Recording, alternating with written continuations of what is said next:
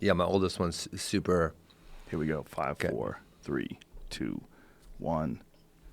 Ben Askren, ladies and gentlemen. Dude, I've talked about you on this podcast at least a dozen times. You are the number one guy that I'm most disappointed never fought in UFC. Yeah, I always get, whenever you talk about me, I get like 15 texts like, hey, Joe's talking about you now. And, they'll send me clips or whatever. So obviously appreciate that. But yeah, I never really got to fight those top guys, and it was for reasons beyond my control. Yeah, and you're done now. Yeah, I said I don't want to say I'm done, period. I said I'm done, excluding the fact that I get to fight and prove I'm number one. That would be the excluding factor. So if you could get in the UFC, you'd be willing to do it again? I mean, I don't care where it is. Right? I really genuinely don't, and obviously that would be the thing that makes sense. But there is legislation like the Ali Act and other things going through, so I don't know that maybe, I'm still 33, so I'm not old. And, if we look at GSP, he took 4 years off. Yeah. From one fight to the next fight. So it's like I'm going to age overnight. Well, your style, too, you avoided so much damage. I didn't get hit once in 2017. So, really? Yeah, I didn't get hit once. Yeah, in 3 fights. So, yeah, And that was, should tell people, you were fighting in ONE FC, which is a big Asian organization. Yeah. It's like the Asian version of the UFC. Yeah, so ONE FC started in 2012, I think. Obviously, my contract with Bellator came up in 2013, and then there was that negotiation process, and obviously went south. And what happened there? You were the champ of Bellator, and then all of a sudden you left, and everybody was like, so you're still undefeated, right? I'm undefeated, 18-0. So what the fuck happened that Bellator let the champion go? That wasn't what happened. So, no. And there's so much misinformation out there, and, I'm popular, but I'm not that popular, and so lots of times my story gets mistold because I get spoken over by other people, right? And they don't hear what I say. So here's what happened.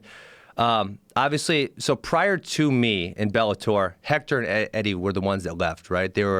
Hector Lombard and Eddie Alvarez were now in the UFC, both of them. Both the middleweight champ and then the lightweight champ, and they both got taken care of pretty well. But if you remember Eddie's situation, I don't know if you remember this, he got an offer from the UFC, still under the matching period with Bellator. Bellator says we matched it, right? And in terms of what was in the contract, it was matched, right? But because Bellator has no pay-per-view venue, well, if UFC says we'll pay you on pay-per-view, and Bellator says, well, we will too. But that's not real life, right? Right. That's fictitious. They've done 2 pay-per-view shows ever. And they've never met any type of threshold. So, they say it matches, but it doesn't. I don't know if you remember, but they went to court over it. And the UFC won. Eddie got the right to. I'm sorry, he didn't win. He somehow did like a one more fight in Bellator, and then went to the UFC. I don't know exactly what the finality of that case was. But anyways, when that happened, his contract became public knowledge, right? And so a lot of UFC fighters were pissed because they gave him a whole bunch of money. And so when I was 12-0, I had my last fight in Bellator against Andrei Kreshkov, July 30th, maybe 31st of 2013, beat him up pretty good. And then I had a 12-month matching period. And so what was expressed to me by the UFC brass was that you need to get rid of your matching clause, and we will make you an offer. But we will not make you an offer until that happens. Get rid of your matching clause? Yes. How do you do that? Well, here's how I went about doing it. Because it's 12 months, right? That's freaking, I'm not going to sit out for 12 months. Right. So I'd call Bjorn every 2 days and say, hey, Bjorn, I'm not going to resign. Please let me. Bjorn is the guy who was running Bellator at the time. Correct, yeah. And now he got fired. Yeah. But, and Bjorn had a terrible reputation, but I had a decent relationship with him. I never, butted heads too bad. So every 2 days I said, Bjorn, let me go. I'm not coming back. And then so everyone says, well, Bellator didn't want to resign me. Well, that's not true at all. Every 2 days, Bjorn, let me go. Bjorn, let me go. Because, I love challenges. What I love more than anything in the world is to challenge myself. If you look at my wrestling career, that's what it's all about. Taking the next best thing every single time. And so, so finally and all this time, Dana and the UFC is saying, we want Ben Askren, I'm ranked number 7 in the world or what, somewhere around there, 12-0. And so I remember I was going to the Asian food store because I was going to make some tonka soup. And Bjorn calls me and said, you're released. Full, you're released. You can go. And I say, I appreciate that. So Friday morning, it was Thursday night, Friday morning, it's in November sometime, maybe mid-November. Morning, they fax over the release. My management faxes it to UFC headquarters, and all of a sudden that afternoon, there's like a little scrum where everyone's asking Dana questions. And then Dana says, we're not interested in Ben Askren. And I said, wait, what just happened there? Right? Because for the last 3 months, they were saying, we're interested. Now I finally produced this full release from Bellator that I got, and now they're not interested. And so I said, wow, I just got caught in the middle of this. And so was there a reason given? Well, so then Monday, so then I say, F that. So I bought a plane ticket to Vegas for Monday. So that was Friday that happens. I said, fuck that. I'm going to Vegas. I'm not taking this shit, you know? Right. So Monday I buy my plane ticket to Vegas. I fly out to Vegas, to UFC headquarters. I met with Lorenzo. Dana was on the little speakerphone dealie. And they offered me a Zuffa contract, but it would be confidential, and I would have to fight one fight for the World Series of Fighting, which is like, well, that's bizarre. What? Yeah. And they One said, fight for the World Series of Fighting. What was their relationship with the World Series of Fighting? The World Series of Fighting was like a feeder organization at that time. Something, yeah. I mean, in a way. Yeah. Because Marlon Moraes, Justin Gaethje, both those guys came from champs over there to the UFC. I think the relationship is very hazy between the old World Series of Fighting and the UFC, because there was also people that went the other way, right? Andrei Arlovsky gets dropped from the UFC, goes to World Series. Anthony Johnson, boom, all these people. Yeah. So they say, one fight. World Series of Fighting, we will pay, Zuffa will pay you. But you do one fight. Okay. I say, well, that's effed up, but okay. I said, I don't think anyone's going to go for it, but I'll do it. So I leave, and about 6 hours later, I got a phone call and says that deal is no longer available. We are not going to make you an offer. Yeah. So, wow. And you have no idea why? Well, here's my guess. I've never got to sit face-to-face with Danny and say, what was your problem with me? I think there's 4 things in my mind.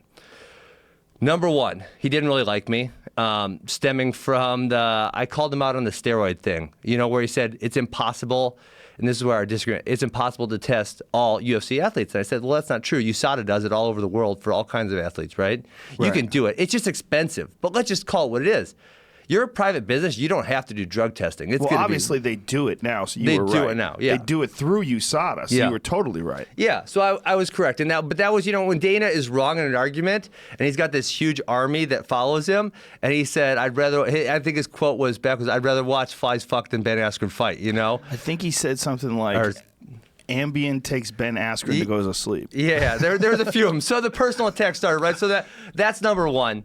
Number 2, my fighting style is not highly attractive. But I also think that's a little bit of fake news, because if you look at George St. Pierre's, consistently, now obviously McGregor's trumped him, but only a couple times. But if you look at consistent basis, George St. Pierre is the number 1 draw of all time. He heavily relied on takedowns and ground and pound. Yeah. I mean, he didn't have a finish in like 5 years or something. Well, let me just say what my take has always been on you and that style is that it's important and that it really works. Yeah, like what absolutely. What you're able to do really works. And I've always said this, and it was proven Saturday night in the Stipe Miocic-Francis Ngannou fight. Wrestling is the most important part of MMA. Absolutely. The ability to take the fight to the ground. Obviously, Stipe has a lot of other attributes. He took tremendous punches in that fight. I mean, I know you didn't get a chance to watch it, but I saw some highlights, though. Holy shit. I mean, the first round was chaos. I mean, Francis Ngannou was a terrifying guy. And Stipe took the shots, used great movement, used striking of his own, but most importantly, after a while, got his wrestling going. And then once he got Ngannou to the ground, Ngannou didn't have any answers. He didn't know what to do.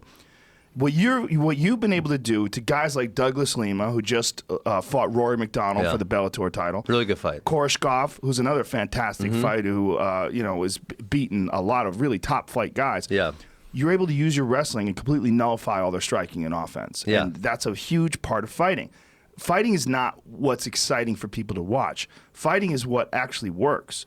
And what you've been able to do time and time again is take these guys who looked like world beaters and completely nullify their offense, take them to the ground, and beat the shit out of them. Yeah. That's huge. That's very, very important. Yeah, absolutely. And so, we can get back to the UFC thing later. Okay. But so, I mean, when I started fighting, right, it was just like, hey, let's go fight. I didn't really make coaching. And so I didn't move to Duke's until Duke Rufus, yes, until 2010, I think. So I started, 2011, I'm sorry. Because I was in Arizona. I was coaching for Arizona State University. But when I moved there, I know, hey, there's a lot of elite strikers in this gym. I said, but I'm never going to be an elite striker. But if no one can hit me, they can't beat me. They're not going to outlast me. They're not going to out-grapple me. they're not going to beat me. If they can't knock me out, they're not going to beat me, plain and simple. So my whole goal was, how do I not get hit? I don't need to be a great striker hitting people. I just need to not get hit. If you can't knock me out, I'm going to eventually get you on the ground and I'm going to beat your ass, right? And so that was kind of my whole goal when I got in MMA is how do I not get knocked out, right? And so you said, obviously, I've been, found a really good way to do that, and it added a lot of longevity to my career where I wasn't taking damage that a lot of other people were taking. And I think there's also a lot of other things to being a really high-level wrestler that, besides obviously you can control where the fight happens, right? But there's a lot of other things that high-level wrestling provides us, right, that came from that world that other disciplines don't get. A lot of competition. We compete thousands of times, right? How to get our mind right. These wrestlers are just strong. I mean, there's just a different strength. I got to go work out with Jordan Burroughs last week, who's a many-time world champ. And it's like you forget how strong wrestlers are. Like you grab him and you're like, good God, this guy is like, I don't feel that from MMA people. I grab him and I'm like, oh my, everywhere. It's like there's nowhere he's weak.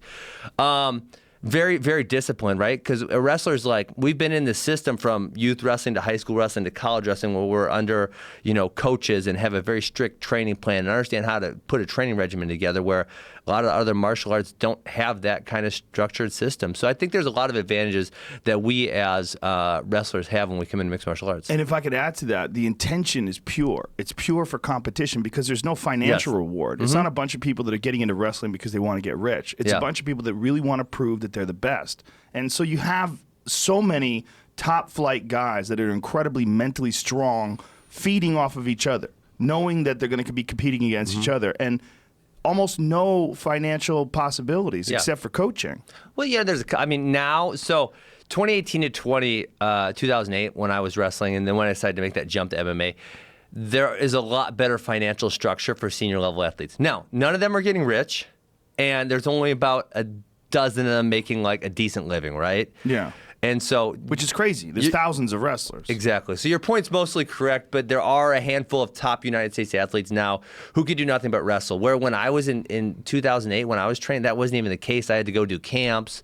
I was coaching at Missouri, so I was doing other things in addition to wrestling. So like a top Olympic athlete, what else would they do to make money? Well, so like in 2008, I was doing a lot of camps, right? You travel around the country, do camps, make money, coach a college team. I was making money that way. So a handful of things like that. Like it wasn't just wake up and train every single day. But the athletes of today that you were saying. That's what they're doing. That's it. Coaching and a bunch of different things. Yeah. No. Some of them don't have to do anything so now. You're saying they just do it from, so where are they getting the money? Jordan Burroughs and James Green, for example. Sponsorships are slightly more lucrative than they were then.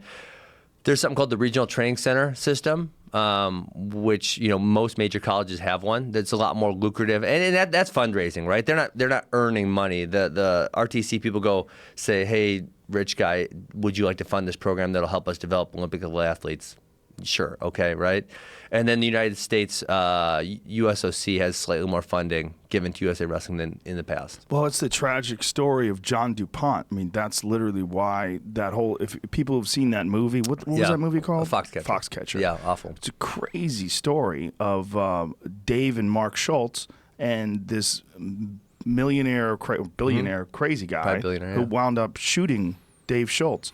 And was this weirdo guy that was running this camp, and these guys kind of got stuck training with this guy. Yeah, because, and that's 96 was when Schultz got shot, right? And so that's 12 years prior to, my Olympic birth. And so then it's even worse. These guys are literally making nothing. And then we can go back to the argument of amateurism and the Olympics is stupid, which was abolished. Like 92, the Dream Team was kind of totally abolished with amateurism. But yeah, those guys in that era, the 84, 88, 92, 90, they were making nothing. And so when this guy, John DuPont, offers them money and stipends and places to live, they don't really have a better option. And it's freaking sad, to be honest about it. And then obviously USA Wrestling sanctioned him because he gave USA Wrestling a lot of money. So yeah, it was a really bad thing. And so we're doing a lot better in 2018 than we were 10 years ago, and way, way better than we were doing 20 years ago. Yeah, the Olympic thing where they try to treat the Olympics like it's an amateur sport event. It's a business. You're making billions and billions of dollars off these athletes who get paid zero. It's To me, it's disgusting. I think it's just this relic of ancient thinking, and these guys are using it to steal money from young athletes. That's what I think. I think the whole thing is theft. Yeah, I usually don't know who's more evil, the USOC or the IOC or the NCAA, because the NCAA runs right along the same lines, and I think both are pretty evil and both are archaic and both need to be changed. And if you could abolish the NCAA and the IOC, that'd be fantastic for athletes worldwide. Yeah, well, especially when you look at the football teams that are getting literally billions and billions of dollars every year. And these athletes are ruining their lives. I mean, you have football players that maybe play 1-2 seasons. If they're lucky, they get their back blown out, their legs get blown out, and then they never have an NFL career. And meanwhile, the university has made tons of money off of them. Tons of money. And they make nothing. Yeah, and to make that even worse, because I actually had I had a whole podcast about this argument with someone, and to make that, and we're on the same side of this, but to make that even worse, if you're an NCAA athlete, Joe, you can't even make money off your own image and likeness. Yeah, you can't have a YouTube channel. It's effing insane. Yeah, it's crazy. So not only will they not pay you anything, which I think we can debate and argue on that, but the fact that they can't make money off their own image and likeness, it should be criminal for that to happen. Jimmy, you were telling me about this, right? Like a guy got in trouble for having a YouTube channel where it was a punter for like a college football team or a kicker. Do you remember his name? I don't remember his name at all. No. And there was a wrestler from the University of Minnesota, and he made a rap album. And he had to either quit the wrestling team or donate all the money back or something like that. It's like rap and wrestling they have nothing to do with each other. The fact that he can't go make money off freaking recording an album is like mind-blowing. It's disgusting because you're keeping a kid from being industrious. You're keeping a young guy who's trying to find his way through the world. You're keeping him from being successful. Yeah. But that kind of success, like figuring out a way to make some money off of your name doing rap, that could lead to all sorts of paths in life. Like he's learning as a young guy, like, hey, look, I could be industrious. I can go do this. I could be creative. I can go do that. Like this is what we should be encouraging people to do, to take chances and make money. The idea that you're saying like somehow or another this spoils his amateur athletic standing is just stupidity. I think it's fucking disgusting. It drives me nuts. Agreed, 100%. It just drives me crazy. Yeah. So we're back to your situation with the UFC. So the UFC says we're not interested in you. No offer. No offer. So Bellator's released you. So I had spent 3 months telling Bellator. Do you think they played you? Do you feel like the UFC might have played you? Absolutely. They played me hard. So the reasons. Dana doesn't like me, number one. Number two, my style, not great, right? Didn't you say something like he's a bald, steroided something or another? It was mostly after the fact. After that went down that I really torture him. But, but the original one was he's lying about the USADA thing. So that was the simple reason. So those people who say me and Dana had beef prior to me not getting an offer. Have you met him? Yeah, I mean, yeah. Have you talked to him? We've never had an at-length conversation. He's a great guy. A lot of people get the wrong impression of him. I mean, I really love the guy. Yeah, you and I have had different experiences with the man. I'm sure we have. So, I always feel like I should be there when people have experiences with him. Let me let you know the Dana I know. Yeah, so that would be two. Number three, I think obviously stealing a key piece away from Bellator was important to them. And then number four, I think they thought I really had the ability to be their champion. And if someone can be a Bellator champion and make this transition directly to the UFC and then be the UFC champion, remember this is when they're going on, Bellator's now on Spike now, that Bellator would use that to say, look, we're the same. He was a champion here, he's a champion there. So I think those four things are... And I've never got to sit down face to face with Dana and say, why was there no offer? I've never got, like when Anthony Pettis was the champ and, I'm helping coach him or Tyron was, I haven't had more than 5 words with Dana in passing, right? And so it would be really interesting to me to sit down and say, tell me for real, because I have my assumptions on what the deal was, but I don't really know. And then if I have to add number five is I think he got the idea that I would never be a yes man, which I'm not going to be, never would be. Where Dana really kind of likes the yes man champions. I mean, you see, he's got some heat with Tyron, he's got some heat with Stipe, as we saw on Saturday night, and Dana really struggles with the personalities that won't cater to what he wants to happen. Well, fighters very rarely are yes men. Then that's by nature of who they are. A little bit, yeah. Especially the really good ones. Especially as things start going well and start going their way, they realize they're the fucking man. I mean, this is. If you're the guy who's running the division, you're the guy who's running the division. And you're not going to take any shit from anybody. Yeah, but and you see as some of these guys ascend right up the ranks, they do. Like John Jones started having trouble with Dana, right? But didn't have it until John he was. Jones was having all sorts Well, he's got trouble of with everybody. problems. His problems, I think, had very little to do with Dana and more to do with his actions outside of the cage. I mean, inside the octagon, and the way he was promoted fantastic. But he's just crazy. Yeah, John's crazy. You know, John is crazy. John needs a That's babysitter. I mean, John's the baddest motherfucker at 205 ever. He just needs a babysitter. How anyone let him drive a car anymore when you got that much money is beyond me. Like, pay your buddy $40,000 a year, exactly, and have him drive you permanently. Yeah. Like, why he was driving his own car? Yeah. That one's beyond me. Well, they didn't know until they bought him a Bentley, and then he wrapped it around a tree. But that's when they should have known. But then there was the other one where he the hit and run was after that one. Yep, the hit and run was after that one, and then there was the other one we got pulled over speeding in his Corvette. He told the cop to go fuck himself. Terrible decision. What are you doing? He's a fucking wild dude. Yes. That's why he's so good. It's one of the reasons why he's so good. Absolutely. But then you got to put safeguards in place, right? Like you're making how many million a year? Multiple, at least. For sure. You can't pay someone $40,000 to drive you around. Listen, you're preaching to the choir. I mean, bro, I wish I could clone me and send me all through all these camps and be like, John, listen to me. Everything's gonna be fine. I got a driver. We got a Cadillac. Got an Escalade out here. Get in the car. Wherever you want to go. Yeah, we're going places, Wherever baby. We're gonna have some fun, but no driving. No driving. None. We don't need driving. We got music. We got fun. Let's go. Oh my gosh. I mean, seriously. Yeah. Well, that's what you would have if you had it's. I don't know what he's doing. I never been to Albuquerque. I don't know how he's living. But but you can't babysit everybody. The UFC has 500 fighters on its roster. I mean, how many of those guys are prone to wild behavior? I would say 350. A lot of them. Yeah. Most of them, right? Yeah. High risk males that fight in a sport where you have the potential to be hurt every single time you step on the job. Yeah. But when you're making millions of dollars, you got to put safeguards against yourself. Yeah, but I think also what makes John so good is his self-confidence. And he probably is like, I got it. I fucked up before, but I got it now. So I'm really into sports psychology, and I want someone to write this book because no one's ever written it. But I think there's this, I call it the hypocritical elite athlete. So there's two sides to every coin, right? And if you're a really elite athlete, you need both sides of those coins. And I'll give you a great example because this is kind of what you're talking about. There's these guys who are ultra elite preparers. They eat right, they sleep right, they train right. They do everything right? But then if one little thing goes wrong, it messes with them, right? If they don't get the right food or their weight cut's bad, they start panicking, right? And then on the opposite side of the coin, there's these cowboys, right? And they're just like, I'm not going to eat right. I'm not going to sleep right. I'm not going to do anything right. But when it's time to step in the cage, I'm going to fight my ass off. And nothing's going to bother me, right? And so you need both sides of those coins to make it whole. And so you want someone, ideally, who does everything right, but at the same time, when something goes wrong or their toe hurts or whatever, they can just say, well, it doesn't really matter.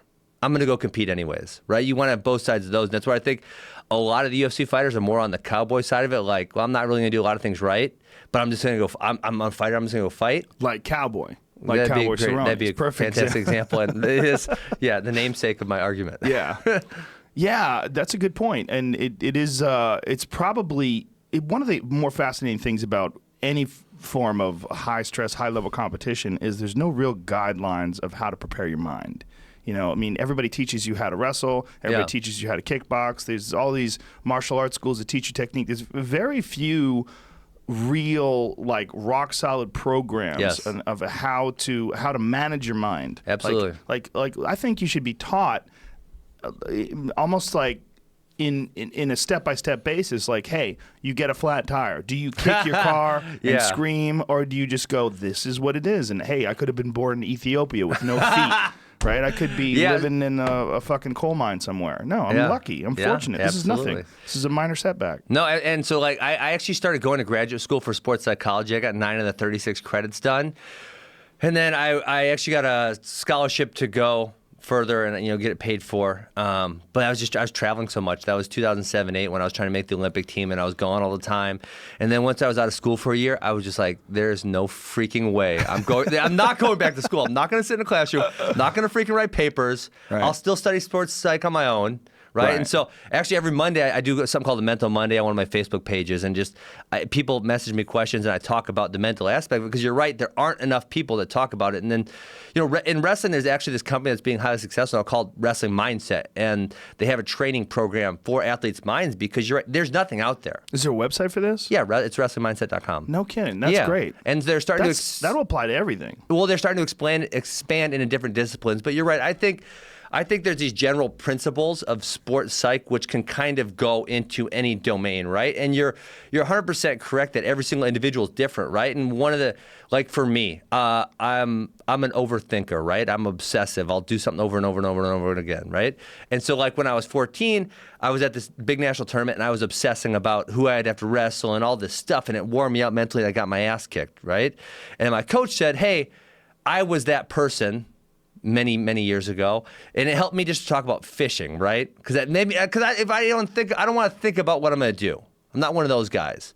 Because if I think about it too much, I'll obsess. And so, ever since age 15, I've always taught myself and trained myself to not think about the competition within, 6 hours, right? So maybe the day before I can think about it, a couple days before I can think about it. But even when I'm in the MMA locker room, I'm not thinking about my fight.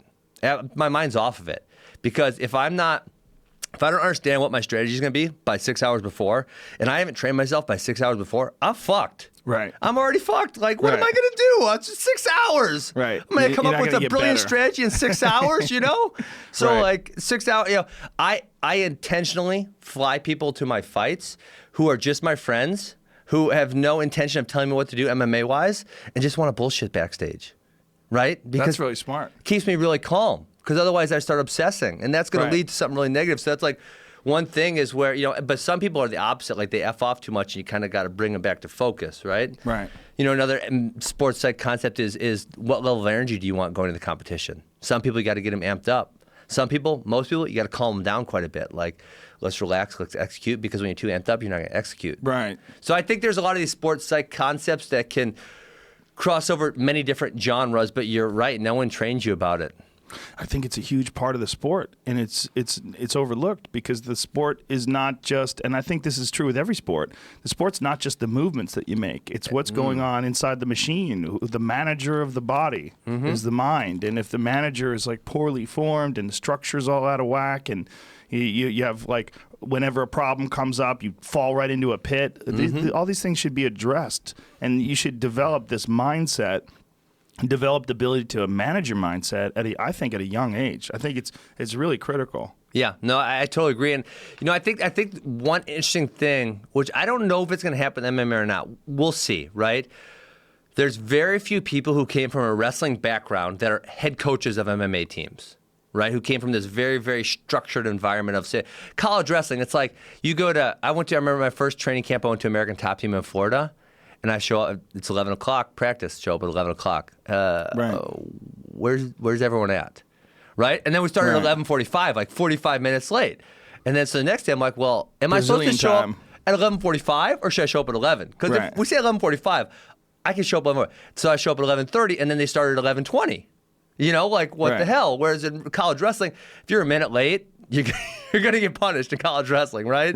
It's a very structured, organized system. So I'm very curious to see the day where there is an MMA team that is very structured, like a college wrestling team would be. I think it would be very effective towards performance for athletes. But then again, you are going to have, it's a different structure because college wrestlers are poor, right? Where you're going to have a bunch of MMA fighters who get rich and then say, well, I don't want to do what you're saying right now. And how are you going to make them, right? They're the one paying your paycheck. So it does become an interesting circumstance, but I think if there was someone who ran a highly structured mixed martial arts team, as structured as a college team, I think they would have a gigantic amount of success. I think their guys would get a lot better, a lot faster. And I think you'd see a really interesting dynamic develop between the high-level athletes and the coaches. Well, I think they're still trying to figure out what's the best way to coach fighters. And I think everybody's got their own way of doing it. For us, Zahabi's way is different than the way they do it at American Top Team. Matt Hume is doing it different than the way Duke does it. Everybody's got their own way, and the only way you could tell is how well the athletes compete. Yeah. That's the only way you really find out who's correct and who needs to make adjustments. Yeah, and it's really hard in fighting because, even your highest level camps, how many, say, Bellator and UFC, how many high-level MMA fights do they have per year? Maybe 30? I mean, I think that'd be a lot for most of these teams. Right. And so you only get 30 sample sizes, right? Whereas a college wrestling team, you're going to have, between everybody on the team, all 40 guys, you're going to have at least 1,000 matches every single year. Minimum, right? And then obviously every event is scored by team. Every dual meet is scored by team. Every NCAA championship is scored by team. So you get a very good indication of what coaches are doing it right and what coaches are doing it wrong. And then obviously with the recruiting process, the coaches that are doing it right now get the next crop of the best talent, right? And so you have a very good idea of what's working, what is not working. Where in MMA, I think we struggle to see that because the sample size isn't large enough to give us a really, really direct correlation. Now, you were able to instigate your strategy in pretty much every single one of your MMA fights. The only fight where you really struggled is a Jay Haran fight. Haran fight, yeah. Yeah, absolutely. that was a close fight. What was different in that fight? Well, so that was my first fight at Duke's. Obviously, Jay Haran's pretty damn good, too. Yeah. We don't want to take that away from him. I think he was ranked number 16 in the world or something at that point in time. So that was my first fight at Duke's, and I think the biggest mistake I made, I mean, and obviously at that time, I'm literally 2 years into my fighting career. Right. So I stopped wrestling completely. I didn't do one wrestling practice. I moved to Duke's August 1st. Well, I moved to Wisconsin August 1st, started training at Duke's August 1st. I fought 3 months later at the end of October. I literally did not do one wrestling practice. So what were you doing? I was striking like 6 times a week. I was doing jiu-jitsu a handful of times a week, and then I was doing conditioning. And so then after that fight, and then actually I went to, my brother was living in New York at the time, my brother's also an NCAA champ.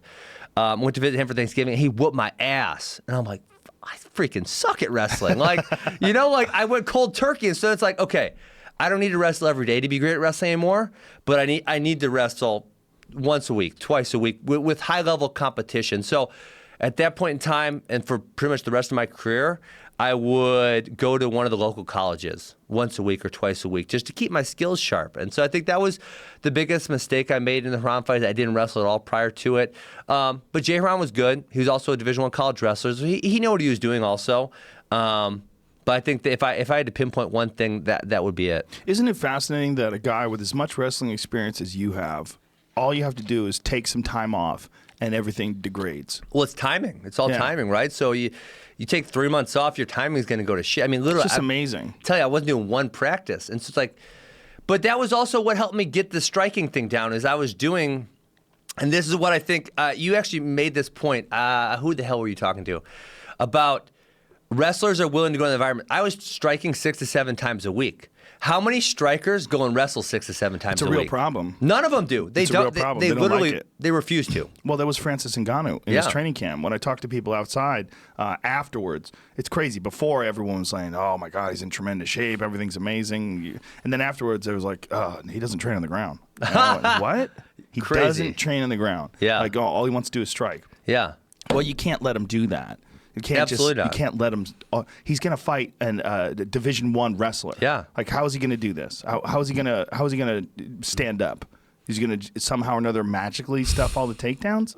Like, you have to train that. You have to train it. Yeah, but you got to train it. But then even when people train it, these strikers, high-level strikers, they don't want to do it right. Right. Like I said, when I started at Duke's, and it went down to 4 times a week where we were striking, right? But in the beginning, it was 6 or 7 times sessions a week I'm striking, right? And so I'm immersed in that culture. I have to learn. You can't not learn when you're doing it 6 to 7 times a week. Right. But these strikers, they want to do 1 wrestling practice a week, 2 wrestling practices a week. Well, if you're here and they're here, how are you going to catch them by doing 1 practice a week?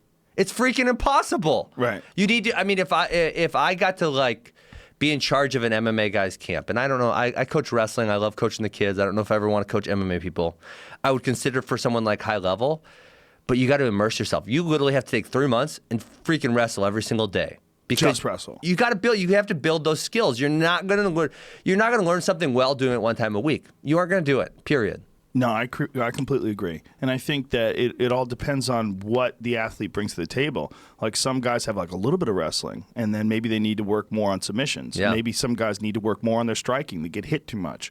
I mean, it's every single fighter there's a different recipe, and you have to Yeah. figure out what that recipe is. And it's hard because it's like the only way you find out is how well they perform in competition. And how many times do you even get the chance to do that? 3 a year? 3 a year? Yeah. Maybe. Mm-hmm.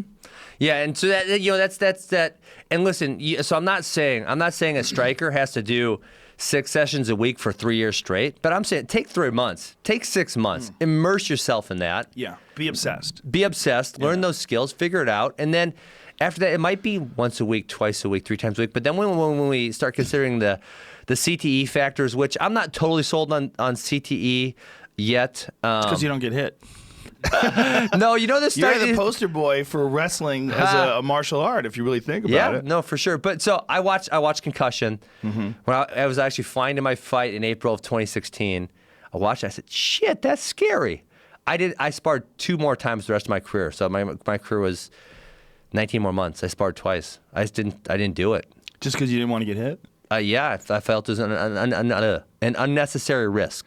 Well, there was a recent study that came out just a few days ago that said that it's repeated subconcussive hits that are causing CTE, not concussions. Yeah. But the study that made me really question the CTE phenomenon was they did that study where they studied a whole bunch of professional football players, and it was like 100%. It was like 99% have CTE, right? But then they studied people who had played football for any length of time. Yeah. Any length of time. And it was like still like 80% of the people. Yeah. And it's like, well, I can't live my life in a bubble. Right. How can 80% of people who have ever played football, I mean, how many American males, what percentage of American males walking around at 40 years old today played some level of football? It's like got to be 80%. So you're telling me 70% of America is walking around with CTE? Yeah. Or American males? Like, that's But crazy. No, but that's real.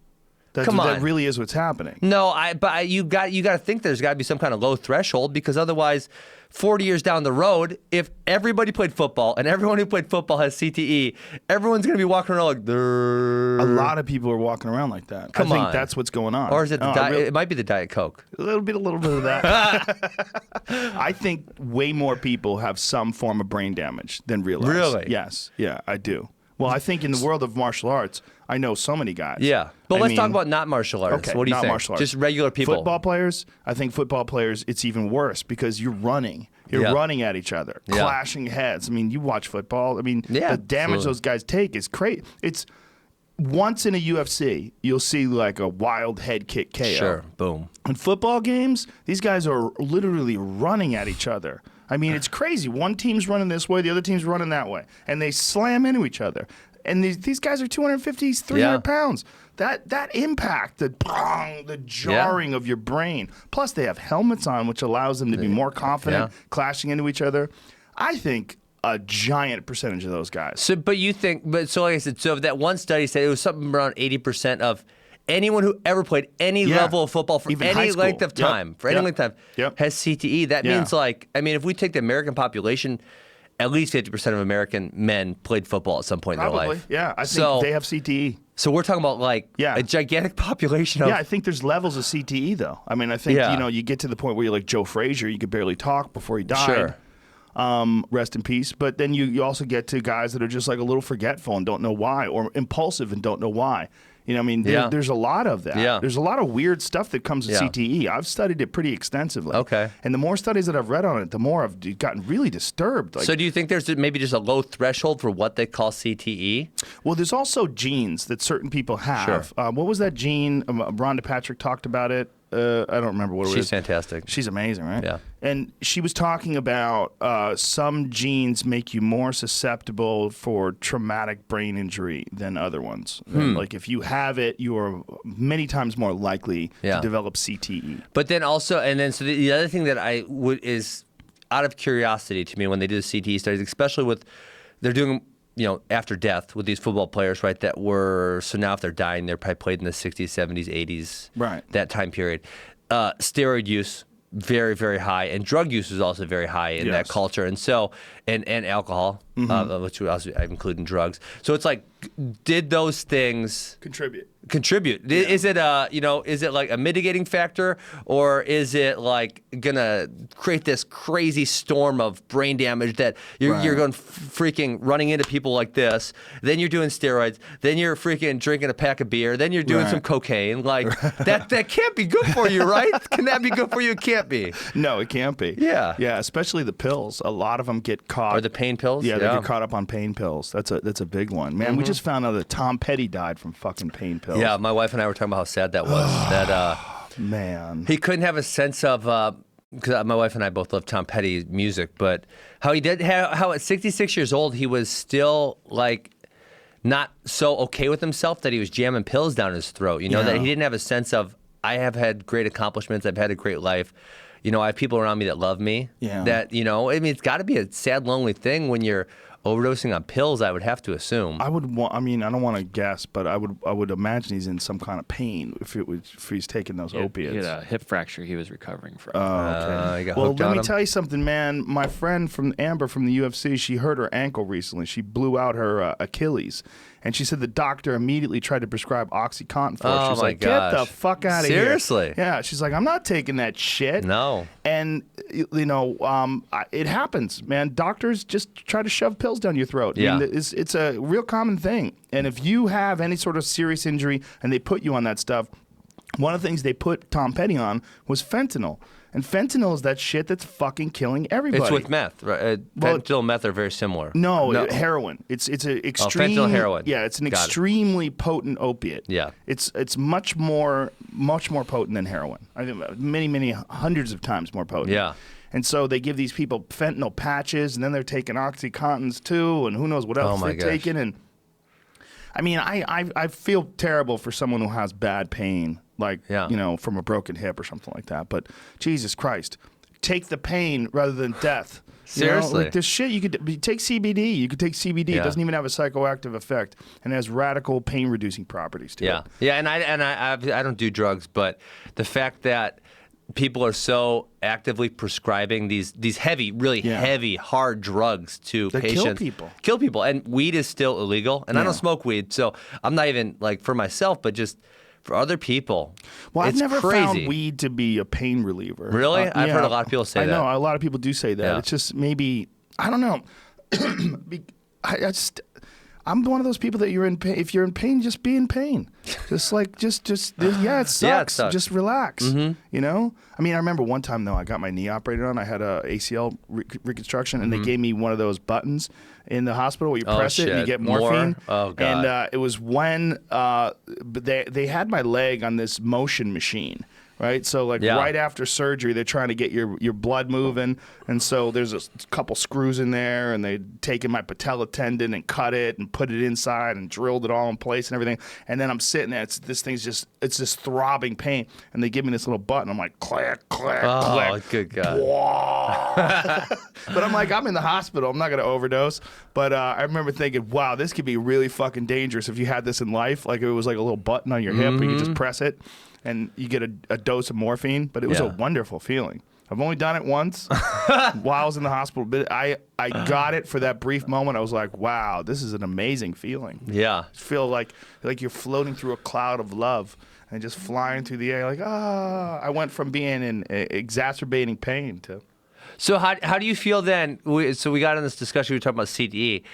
So now, okay, I think MMA is a terrible career path, and people ask me all the time. As a professional, don't do undefeated it. It's MMA fighter, right? Champion in two different organizations. For a couple people, it's probably the right career path. For majority of people, probably not a great career path. But so, how do you feel about it when you think that? You're obviously saying, and I'm on the fence, but you're saying I think a lot of these people are getting CTE. Clearly. They are. How do you feel about, being involved with it? Because that's in my future, I could probably coach some MMA, but I struggle with it because it's well, should I really recommend this person do MMA or should I not? Because are they going to end up fucked up and not be able to take care of their kids or where? I don't think you should ever recommend MMA to anybody. Okay, good. I usually don't. I don't think anybody should recommend MMA, but I think some people, it's their destiny. Yeah. There's a few people out there that they want to. I'm like, I don't think you should recommend skydiving to anybody either, though. Can you make a career out of that? Yeah, I mean, my friend Andy Stump is a world record holder in that shit. squirrel flying suit. That's just death. He's a want maniac. that. Did you ever read? There was that book called something Chasing Superman, or do you remember what I'm talking about? It was about people like him and how it almost always ends up very poorly because you need this bigger rush and this bigger rush and this bigger rush. It was talking about big wave surfers and the flying suit and all this. It was talking about the psychology behind it and how like it ends up poorly very, very, very often because these people need bigger rushes and more challenges, and then they end up fucking themselves up. It only makes sense. Yeah. I would never encourage anyone to do that, but for him, I mean, he's a retired Navy SEAL, and this is just another level of psychotic shit that he can do to fill his time with. But he's got a bunch of sponsors, and he actually makes a living doing that. I would never recommend that to anybody. I wouldn't recommend skiing.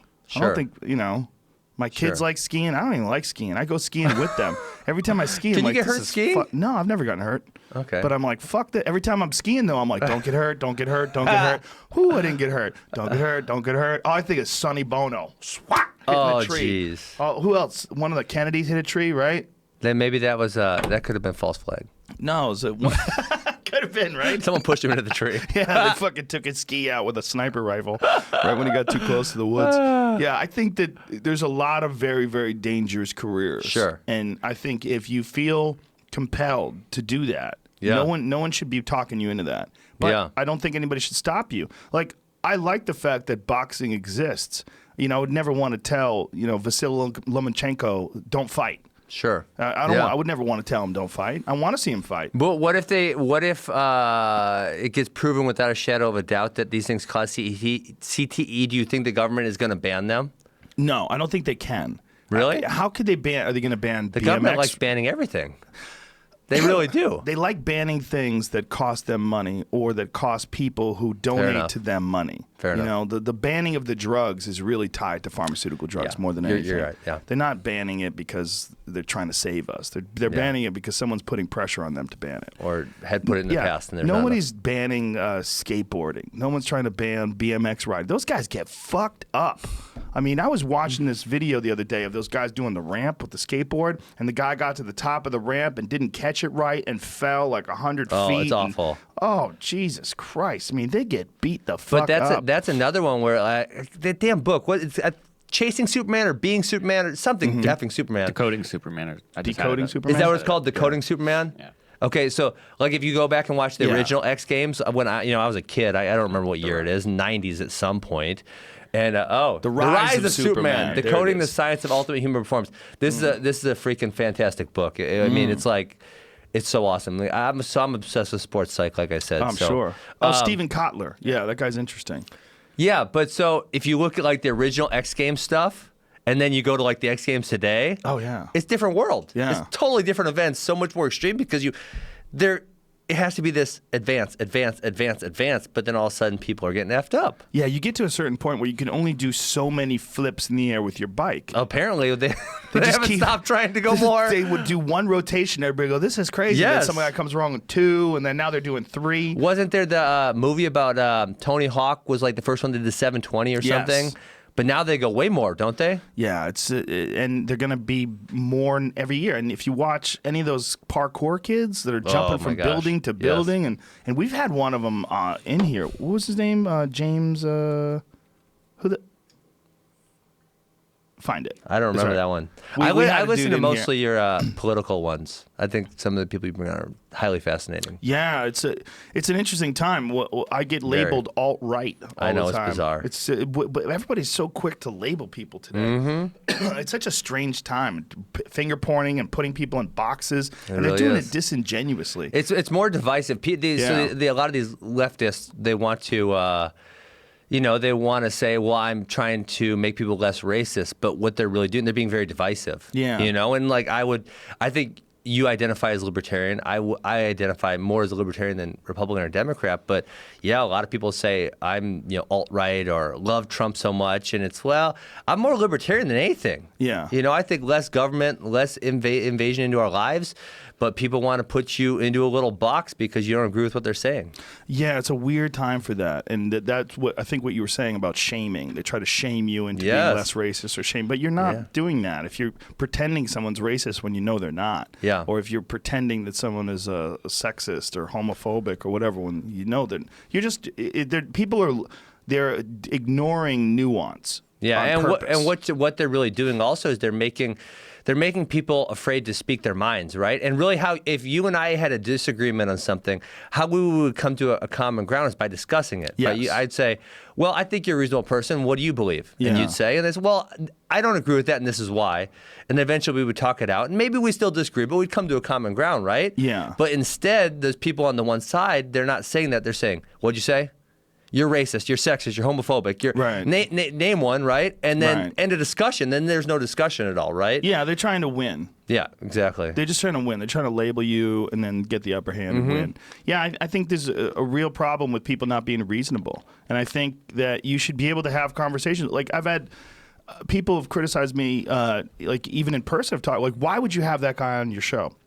Which one? Any guy, like Milo Yiannopoulos, perfect example. And I'm like, well, look what happened. I mean, we got to see how the guy thinks. I mean, all of his weird issues that came up and his book deal falling apart, a lot of that had to do with conversations I had with him. Yeah. It's like, now you get a chance to see how the guy actually thinks. Yes. And I don't think there's anything wrong with the way he thinks. I think he's a provocateur. I mean, it's not how I think, but I think that everybody has this perspective on who he is that is exaggerated because of this public persona that he does to be outrageous. So I think that's a double-edged sword because I think Alex Jones does it as well. Alex is way crazier though. Well, but same idea, right? Is like part of their persona is a show. It's making it more extreme because they want to say that one thing that's totally effing crazy that'll catch a headline somewhere, right? And so they have these beliefs, but then they kind of go beyond them because it is a show and because they will make more money if they get more followers or more people clicking on the articles or their videos or whatever. Right. So I think it is, but then, you go to someone like the Brett Weinstein guy, I think he's fascinating. Yes. And people calling him a racist. Crazy. And, he was strong liberal. Yeah. Well, he's as progressive as it gets. He's as far from a racist as you could ever get. Yeah. Yeah, there's this need to label people. Well, Alex is a showman in a lot of ways, but also like he says some things that are pretty fucked up, like the Sandy Hook stuff. Like saying that Sandy Hook was he's looking for conspiracies everywhere. Everywhere. He finds them some places. So sometimes he's right. Exactly. Sometimes he's right. Yeah, but the problem with looking for conspiracies everywhere is you're gonna make people feel terrible. Yes. I mean, there was an article that I read about a guy who was a conspiracy theorist until his son was killed in Sandy Hook. And then people were telling him that his son wasn't killed and that he's some sort of a government actor. And this guy was devastated. Yeah. Of course, the people that are really the nutty conspiracy theorists, oh, he's fucking undercover still. He's still undercover. There's people out there that look for conspiracies and everything, and it becomes a real problem because it muddies up the water. I think at the same time, at least for me, and I think we have similar thought processes. You can't just take what mainstream media tells you and say, well, I guess that's how it happened, right? No, so you can in some situations, but in Sandy Hook, you have dead kids, you have people grieving, you have bodies, autopsy reports, it happened. No, you absolutely. have a guy who one. had guns. You had a mentally ill person who had access to these guns. But then if you take that same thought process on, say, Stephen Paddock in the Las Vegas shooting, well, we still don't know how that turned out. Right. The Las Vegas shooting is complicated because we know one guy did do that. Well, they're coming out with new stuff. Yes. They think there was other people involved, and he might have gotten help from people, whether it's willingly or unwillingly, or wittingly or unwittingly. But I don't think there was other people shooting. I don't think they've said that.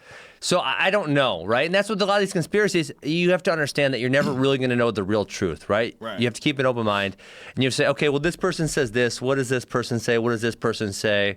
Do these things check out with each other? And it's like, how many different times have they changed the Las Vegas shootings timeline, right? And then it was kind of weird that it went way out of mainstream media. Like all of a sudden you heard about it for a week and then you didn't hear about it again. I think that's a sign of the times. I think the news cycle today is about 10 hours. Yeah. But you would think that people would want answers on. I mean, that's the largest mass shooting in United States history. You'd think we'd want some more clear answers on what really happened and how it happened and why it happened. And we never really got those. And I know there's been a few new articles on it recently, and so maybe we're going to find out more information. But it's an incredibly confusing story. Absolutely. Because the guy was clearly a psycho, clearly fucked up, and clearly planned this out for a long time. I mean, he got hotel rooms overlooking music festivals and other places. Yeah. And like was planning out how to do this for a long time. He had a note in his hotel room that had all the ballistics calculations. So he knew like bullet drop from X amount of yards, and he was calculating how to kill all these people. Yeah. He was on some weird antidepressants and anti-anxiety medication, which does all kinds of weird shit to your head. There's a guy that was prone to fits of rage. He was a calculated professional gambler. There's a lot of weird stuff with this guy. Yeah. The fact that he accumulated these weapons over years. Yeah. And maybe did it knowing that he was going to do this. So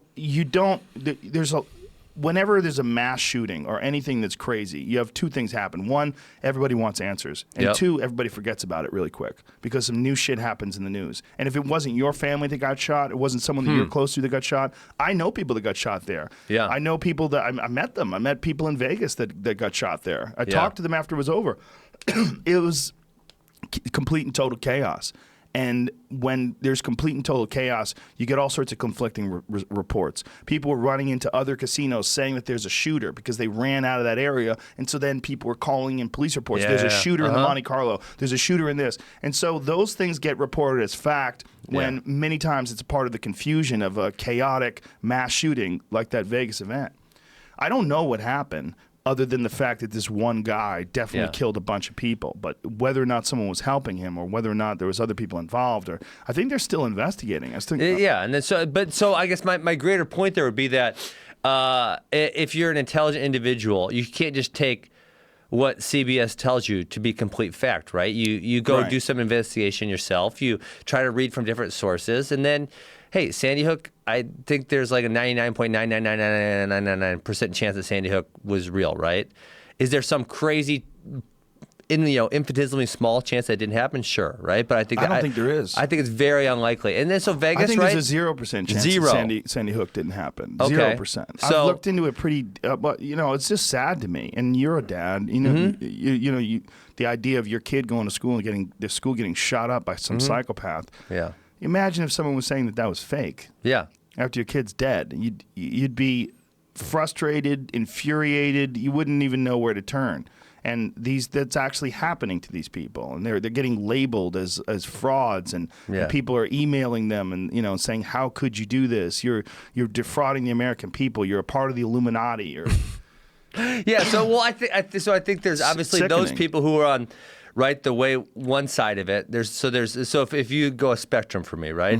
There's the American who's drinking Diet Coke and eating frozen pizza and listening to whatever CBS says. Right. And then on the total opposite side of the spectrum, there's the group that thinks every single thing that ever happens in America is a planned conspiracy by the New World Order. Right. So those are our two ends of the spectrum. Right. Now we can fall anywhere in the middle there, but I think as an intelligent individual, we look at situations independently and say, well, there's some sketchy things there, not sketchy things there. That's probably true, right? And kind of independently think about stuff by ourselves, and that's how I do it. And so, that's a wise way to approach it. Yeah. And I think CBS or NBC or name your news source, they're run by people.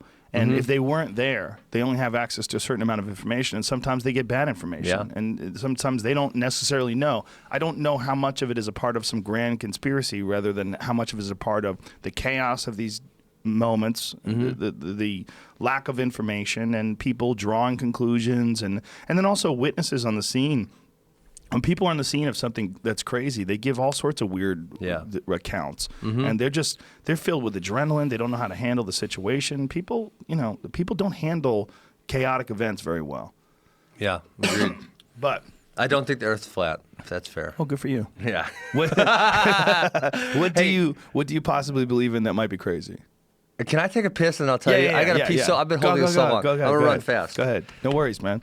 I wonder if there's something wrong with my bladder. But you can hold it. Yeah. Do you think I've trained it? Yeah, I mean, sure. Just that guy is going to try to shoot himself to see the flat Earth in a couple of days. He's The again, guy's shooting that same himself up crazy into the space. Yeah. Dumb I think fuck. March 2nd. James Kingston was that guy, by the way. James Kingston. Thank you. Sorry, James. Yeah. Bam. Yeah, it's Dunbar. There he is. Dunbar's number, brother. You can only keep 150 people in your brain at any time. Look at that fucking picture. We're looking at a picture for the audio folks of James Kingston on the top of this tower. And I don't know how many fucking stories he's up there, but it's insane because below him, and I mean way below him, are skyscrapers. That's probably like Dubai or something, right? Do you think that Dunbar's number could apply to other things besides people, like websites or numbers of instructions, that kind of thing? Yeah. I think so. I think it applies to too many things. It applies. I just think for names and people, I'm struggling. I think I'm getting like I have an overflowing pot. Like Shane Burgos and Calvin Kattar were fighting this weekend, and I called Calvin Kattar Chris Kattar after he won, even though I'm a fan of his. Like, he won, and I went, Chris Kattar, and then I went, his fucking name's Calvin, you dumb cunt. Like, I just don't, I think I'm running out of space in my head for names. So my apologies to Calvin Kattar. I'm running out of names. We're talking about Dunbar's number, how you can only keep so many people in your brain. Okay. My brain's overflowed. I don't have any hard drive space left. I didn't know. So I thought it was is that the guy that says you can only like keep track of 150 people? Yeah. Like what's going on and the relationships and that kind of stuff? Yeah, you only have so much room in your hard drive space. Yeah. It's based on tribal societies. Like our brains are sort of designed to keep track of 150 people. That's how we evolved. And then over the last X amount of hundreds of years, now all of a sudden you have to keep track of many, many multiples of that, especially if you're someone like you or I that runs into so many people who you meet on a regular basis. You got to keep those people all in your brain. But is it, so I guess I haven't read that too much. Is it that you have to just know their names and faces, or is it that you have to know like what's going on in their life? I think you're supposed to be able to track them, like have some sort of whether it's intimate or personal relationship with these people, know them. Yeah. So it's like there's only some, like, especially if you think about commentating on fights, I have to pay attention to these guys and what they're doing in their career. And there's hundreds and hundreds and hundreds of them. 500 fighters now? Yeah, 500 fighters that's active. And then how many of them new guys come in, old guys go away. I still keep them all in my head. Yeah. Hey, what's Sean Shirk up to these days? All these guys, they're all still in the head. Yeah. And it's like there's only so much room. And after a while, you wonder, you're like, wow, where are all these people going? Yeah, I found that obviously with, and it's sad, like, college friends. It's like, and it's good because you see them and it's like no time's passed, right? But it's like, if I was living 2 minutes away, we'd probably be best friends still. Right. But now I get to see you once a year, twice a year maybe. Yeah. I can't keep up with you. It's super challenging. I totally agree. And now Max and I run the wrestling academies. My brother, we have 3 in Wisconsin, and it's like this fall was my first where I full-time worked at one. And so now I'm really immersed in the one academy, whereas I was kind of loosely keeping track of all 3. But now that I'm kind of totally immersed in the one, I find it a lot harder to keep track of what's going on at the other 2, where I was kind of better at it before when I wasn't so immersed in one. Yeah, I can only imagine. Eddie Bravo has 100 schools. That's crazy, right? There's 100 10th Planet Jiu-Jitsus worldwide. Like how he can't keep track of all of them, can he? I don't know. I'd have to ask him. I know he travels to all of them. He's constantly traveling. How can he travel to all? Travels constantly. He's doing seminars at all of them. Oh my gosh. He's always traveling. Yeah. So does he do like one time a year for each facility or something? I don't know. It's a good question. Like, he goes to Colombia. He's going. I mean, it probably wouldn't even be once a year. Yeah, he's actually got one in 2 or 3 years. Singapore now. Yeah, he's everywhere. He was out in Singapore when I was there for one of my fights this year. It was maybe the May fight, I think. Yeah, he was out there doing his 10th Planet seminar, and now they have a 10th Planet program at Evolve. It's crazy. Evolve is supposed to be an amazing facility. I've heard great things. Yeah, it's fair. I mean, the nicest MMA facility I've ever been to, and so they actually just opened their 4th location just in Singapore, which Singapore is it's a city state, right? It's 6 million people on a really, really small island. But some of their academies are only a mile or two apart. Like they're not far apart, but the population density is such that, listen, they start classes at, I think it's 6 a.m. and they end classes at 11 p.m. Whoa. And you can freaking stop in any time of day. And there will be a class there that's full with Muay Thai or Jiu-Jitsu, whatever, you name it, it'll be going on. That's crazy. incredible. Yeah. Well, Manhattan is kind of like that in a lot of ways, right? Manhattan is, how many Jiu-Jitsu schools are in Manhattan? I mean, obviously Hundreds. Marcel, there's hundreds, but really big ones. Henzo's got a huge one. Marcelo's got a huge one. Yeah. So, there's a lot right there. I mean, Henzo's is huge. That place is enormous. Hundreds and hundreds of students. I thought it was thousands. Could be. That's what someone told me. Henzo has over 1,000 students in the main New York City location. And I think it's, it ain't cheap because you got to pay for rent. And so they're probably paying a couple $100 a month. Yeah. So Evolve is, I think, $350 a month. Wow. But obviously, so Singapore is one of the most wealthy countries on the planet. So you have to take that into account. Pretty much everyone that lives there has a decent amount of wealth, and they spend it different. Singapore is a fascinating country. I was there 15 times or whatever, so I got kind of immersed in the culture, and then I ended up reading the books about Lee Kuan Yew, the guy who started the country, and so there was a whole bunch of those Asian countries that got independence in the 1950s and 60s. And Singapore, I believe, was founded in 1965. I could be off by 1 year there, maybe. But, a lot of those countries are not doing super well economically. And Singapore is like this just freaking standout country who's like top 5 world per person wealth. And why? Why are they doing so much better? And so this is me from an outsider's perspective. So they really do a lot of it's kind of like self-tracking, right? And so every month a bunch of your check comes out to, like we would pay taxes, right? A bunch of money comes out of their check. But so they can spend it, this is fascinating, they spend their money on 3 things. It goes into this fund, right? Education, healthcare, and housing, okay? And so if you want cheaper of any one of those, if you want the cheapest form of it, right? It's very government subsidized and it comes out of your fund, right? So only a little bit of money comes out. If you want the nicest healthcare or the nicest housing then it's only a tiny % government subsidized, right? So the more expensive the stuff gets, whether it's education or housing or healthcare, the less subsidized it gets, and the cheaper it gets, the more subsidized it gets.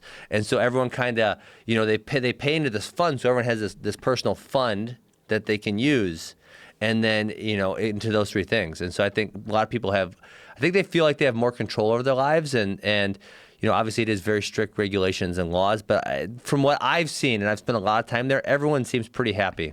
That's interesting. Yeah. That's an interesting way to go. I mean, I don't think there's any one good way to govern people. Yeah. And I think we have a pretty good system over here, but it's obviously filled with bureaucratic bullshit and red tape and way too much government. Too much. There's way too many people doing stupid jobs, and it's just and getting paid too much for doing them. And I mean, and then the shit like, trying to chase down medical marijuana in 2017, trying to stop legal marijuana, and like, why? Like, who's paying you to do this? Like, why are you doing that? That doesn't make any sense. Well, this is not what our tax dollars should be going towards. It's funny when you go all the way back. I think about it. So we talk about that process of who's keeping them from doing this, and you talk about the pharmaceuticals with weed, which I think is true. You know what? A funny one I think about is John McCain and mixed martial arts. Oh, yeah. Who was sponsoring John McCain? Budweiser, who was like the main advertiser for boxing. It's like, you cannot make an argument that boxing's safer than MMA. You can't freaking do it. Like, it's impossible. It's impossible. Yeah. But John McCain's over here getting paid by Budweiser and saying, MMA is awful, let's ban it. And at the same time, he's promoting boxing, essentially. It's freaking mind-blowing. Well, in his defense, it was MMA from a long time ago, and it wasn't really the same as MMA now. And he's turned the corner, and now he supports MMA. Yeah. But also, you've got Budweiser and Bud Light are sponsors now of MMA. So it's like, but that's a real problem with politicians. They're dirty. There's so many dirty politicians. I don't know what percentage is, but it's high. 97. It's probably fucking high. What crazy crazy conspiracy do you believe in?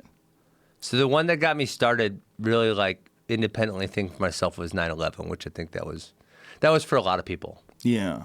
Yeah. What do you think about 9/11? Oh, I know I don't know all the answers, but I know the given explanation. I don't believe. What given explanation? The one that came. What's the damn report that they wrote? The NIST report? No, that wasn't what it was it? Yeah, well, NIST is the one who did the report on Tower 7 collapsing. Okay. And Now, what was the other report they came out with right away? Anyway, so my buddy lived right by the airport, and he played loose change for me. And I said, "You are out of your GD mind. Like, you are insane, man." Right. And then I started thinking, well, that doesn't. Maybe I should think about it. You know, That it was an inside job? not totally. I mean, so I think obviously the planes flew into the buildings for sure. I think there's no doubt about that. But that maybe there was inclinations that that was going to happen, and that not enough was done to stop it. I think this is another thing where you have a gigantic tragedy, and because of a gigantic tragedy, there's a lot of people that draw these conclusions based on witness testimony and things that are happening. But I think you have to realize that anytime there's something that happens, people start looking for all these different correlating factors, right? You start saying, well, hey, look, you know, there's local tests that were being done. They were looking out for planes that were potentially going to fly into buildings. They knew this was going to happen in advance. Yeah. But if you talk to anybody that is in intelligence, they're dealing with that shit every day. Just one day something happens. Yeah. Like there's always warnings about terrorist attacks. There's always warnings about things happen, and a lot of times these warnings get thwarted. Like the FBI stopped that last week. There was one. There was one in San Francisco. Yeah, right. A bomb. They had bombs and they stopped them going through security or whatever. Yeah, and this has happened many times. Yeah. Now, when they don't catch it and it goes through, then people start thinking, oh, there was some sort of a conspiracy. They allowed these planes to fly into buildings. A missile hit the Pentagon, and people look for... There was a video came out of that last week, but it might have been fake news. The Pentagon thing? There was a video of something hitting the Pentagon, which looked like a missile and not an airplane. Really? But I don't believe it was. You know, I was like, this is interesting because I've never seen this video before, and obviously there's no video evidence of what hit the Pentagon. Well, there's a video of something. I know there was one hidden camera thing or security camera video that was released, but what they did have is all sorts of pieces of aircraft all over the fucking lawn. Yeah. I mean, in a blown up building and a plane that's missing and all the people dead. Like, I'm going to guess it was a plane. Yeah. You know, I think people look for conspiracies and everything because it's exciting. Well, There's I mean, something stimulating about it. There is. But then obviously, I know that you don't believe that everything we're told is the truth right away, right? I mean, if we go to something like Gulf of Tonkin incident, right? I mean, that's been proven to be false. Or the fact, like the banana republics, right, where Dole asked us to go take out one of their dictators because they were going to nationalize all the banana plants in that country. Yeah. I mean, those things have been now proven to be totally factual, that the United States government went and did that stuff. So the fact that, and you know, in 1960s or 70s, those things were reported the opposite, right? So we can't obviously take everything that we've been reported as truth. Well, there's definitely been conspiracies that have been put together and executed. And these conspiracies have greatly affected the American people. The Gulf of Tonkin's a perfect example. Another one that they were planning on was Operation Northwoods. Yes. Operation Northwoods was one that they were planning on blowing up a drone jetliner and blaming it on the Cubans. They were going to arm Cuban friendlies and have them attack Guantanamo Bay. They were going to sacrifice American troops and American lives.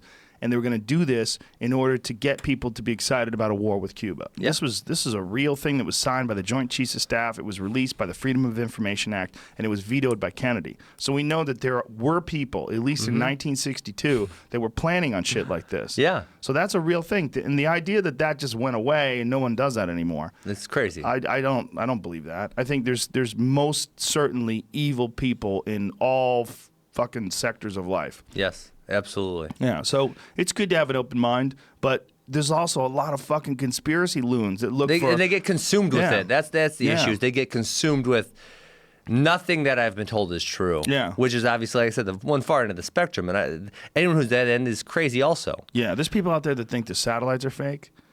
And they think that the moon landing dinosaurs one were not real. And then the Earth is flat is the ones where I just shake my head like... The moon landing one's my favorite. Really? I got balls deep in that for years. I was completely So you convinced. think they did not go to the moon? No, I don't think that anymore. Okay. But you know what I think now? I think I don't know. Okay. But I do think that it is one of the more fascinating conspiracies that between 1969 and 1972, they had seven attempts, 6 of them successful. Well, they went to the Apollo 13 was the one that they didn't apparently make it, and they had to come back. But that was the only time in history that a human being has been more than 400 miles above the Earth's surface. All the space station missions, all the space shuttle missions, all that stuff is within orbit. Yeah, it's low. It's all very low. They went 260,000 miles out and back into deep space, but they had never even flown a chicken out there and see if it comes back alive. Like we really didn't. Really? Yeah, no. I'm not into the space travel one. So I mean, they did a couple of flybys, like that went around the moon, early before they landed on the moon. Yeah. But other than that, I mean, without unmanned drones like what we have on Mars and things like that, we've never really sent a living thing out through the magnetosphere, through the Van Allen radiation belts, into deep space. Have it, I mean, there's all these possibilities of solar flares and anything that would have killed them instantly. And they just did that. And then we haven't been able to do that since 1972. That's the one where I've never looked into the moon landing. I think it's kind of goofy, right? Well, it's weird. It's a weird one. Why have we never gone back? It's been 50. Surely our technology is far superior to what it was in 1969, right? The technology is far superior, except that they're not using that technology for manned space travel into deep space like that and to go into the moon. So it's like our technology in all these other areas is superior, but they haven't really worked towards that because they haven't been funded. So the big issue is, in many ways, it's money. Right? It's there's how much money is there in going to the moon, and it's also very risky to send humans out there. I mean, we're talking about manned missions to Mars now, which may or may not take place by 2030. They're talking about doing that, but it's way cheaper and safer to send robots out there. Like, why risk human lives? It's they it's put very robots retro. on the moon, right? And they put robots on Mars. Yeah. The rovers. The rovers on Mars are that's the most interesting because they're sending these really high resolution photos of the surface of Mars, and they're running tests and checking for biological life. It's really, really interesting stuff. But between 69 and 72, when they did all this stuff, I mean, there's the technology back then was nothing compared to what they have now in terms of calculations and computers and it's also there's unquestionably some stuff that whether it was images or video that was faked. And I think... Really? Yeah. So, like I said, I never looked into this at all. Gemini 15 is the big one because there's a photo of Michael Collins. It shows him in deep space, and they use it as a press release saying that he was on a spacewalk when it was really an image of him from a test run where there was all this stuff in the background, and he was on this harness, and they just blacked out the background and tried to sell it as him being in space. See if you can find that. Michael Collins, what do you... I was looking up how much it costs to send somebody to space.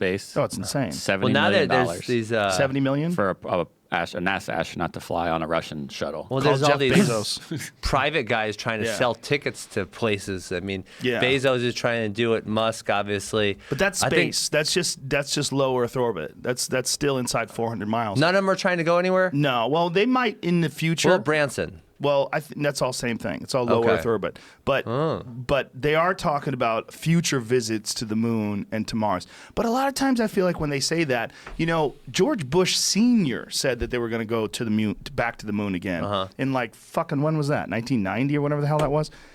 People have always said we're going to go back to the moon, but we haven't been back since 1972. Does that mean that we never went? No. But then it gets weird when you find out that Werner von Braun was a fucking Nazi. Who? Werner von Braun, the guy he was the head of NASA. He was the guy who organized the moon landings, and he was the head rocket guy. That guy was a legit Nazi. Like, he was wanted by the Simon Wiesenthal Center said that if he was alive today, they would prosecute him for crimes against humanity. They would hang the 5 slowest workers every day in front of his Berlin rocket factory. Oh yeah. No, 100%. I mean, that's what they did. What they did was they took this thing, it was called Operation Paperclip, where when we won World War II, they took all the top Nazi scientists and they secretly brought them over to America. And they did it on the down low so that no one would think like, hey, why do we have a guy named Werner von Braun running the American space program. It was because the Nazi scientists were insanely advanced. So the question is like, well, were they really Nazis or were they scientists that were under the boot of the Nazi administration? I mean, well, I don't know. I mean, I'm not around then. Yeah. But I do know that these are the people that were the head engineers and the people that designed it. Wernher von Braun himself was saying how impossible it was just years before they did the moon landing and years before Operation Paperclip, that it was impossible to go to the moon or how ridiculously impossible it would be. But technology advanced from then to when 1969 happened to when they did it. I stopped saying that we never went to the moon because I really don't know what the fuck I'm talking about. And that's a big part of understanding these conspiracies. It's like, hard. You have to really know, how much do I know about rocketry? How much do I know about aerospace? Zero. Yeah. So if I'm running around saying I don't believe people went to the moon, what is it based on? It's based mostly on ignorance, speculation, and the excited feeling that comes with trying to uncover a conspiracy. Sure, but I think you do have to be a little bit discerning on what you hear, but it is frustrating, and that's where a lot of these conspiracy guys they think they know more than they do, because you have to come to the realization that you're probably never going to know the real answer with a lot of these things. Very likely. I mean, some of them come out many years later. We're talking about like Gulf of Tonkin, right, or Operation Northwoods. Many years later, it comes out, but there's a good likelihood that I'll never know the truth on stuff I read a lot about. I think with the moon landing, it's way more likely that we went to the moon, but that some of the footage is fake. And I think they probably did that because it's incredibly difficult to film things on the moon. And I think they filmed some stuff in test runs and then tried to pass that stuff off. Should have brought their iPhone. They didn't have it back then. They had these cameras that they had in the center of their chest. I think What if they would have been taking a selfie on the moon? Yeah, the kid. Snapchatting it. You'd have to take your suit off, and then you would die. They didn't have a camera that you could put in front of you. Well, maybe they have one of those clicker buttons they could have with their big gloves on, and they put the thing out, and then they click it, and then boom, Snapchat, Wi-Fi on the moon. Well, that's what they said. Well, it was that they did it remotely. That's how they captured the video of the lunar module leaving the surface of the moon and panned up and watched it go. That they did all that remotely. It's all. There's some squirrely footage. You ever see the video of them jumping around? It looks like they're on trampolines. Yeah, I've seen that. Like they're just bouncing straight up in the air. You're like, well, what the fuck is that? How come the physics are different in different flights? Like in some of the flights, like Apollo 11, they're barely getting off the ground. Isn't it one where they're walking, but they're kind of going, like that? Well, there's ones like that, and then there's also ones where they fall down. It looks like they're getting yanked up by wires. I think it's entirely possible that some of that stuff was faked. But I think it's way more likely that they actually went to the moon than they didn't. But it's way sexier to think that they faked the whole thing. It's fun. It's fun to think they faked the whole thing. That everybody was quiet about it. And, Neil Armstrong gave this real cryptic speech on the 25th anniversary of the moon mission saying that, there are hidden truths what is the exact quote that he said? Some of the great truths that could be revealed, removing some of truth's hidden layers. Like so, what if he was giving it away? It was real cryptic. It was like, what do you? Let's see if you can find it. I got the video. Play the video. He might have been giving it away. Well, it seemed if you were a conspiracy theory, this would give you a rock hard boner. Because listen to this. Neil Armstrong made a rare public appearance. Next generation of taxpayers. We have no. Just play the whole thing so you don't confuse everybody. In 1994, Neil Armstrong made a rare public appearance and held back tears as he spoke these brief cryptic remarks before the next generation of taxpayers as they toured the White House. Today we have with us a group of students among America's best. To you, we say, we have only completed a beginning. We leave you much that is undone. There are great ideas undiscovered, breakthroughs available to those who can remove one of truth's protective layers. What the fuck does that mean? I mean, you're supposed to say, "Yo, I went to the moon, bitch." You're not supposed to say breakthroughs. That maybe could he's giving it away. Truth protective layers. Like, I don't even understand what that means. The press conference is one of the more fascinating things. If you watch the press conference, again, I was balls deep in this stuff for years. The press conference from 1969 when they returned from the moon is one of the most cryptic, weird things you'll ever see. These guys look like they just stole something and they're being questioned.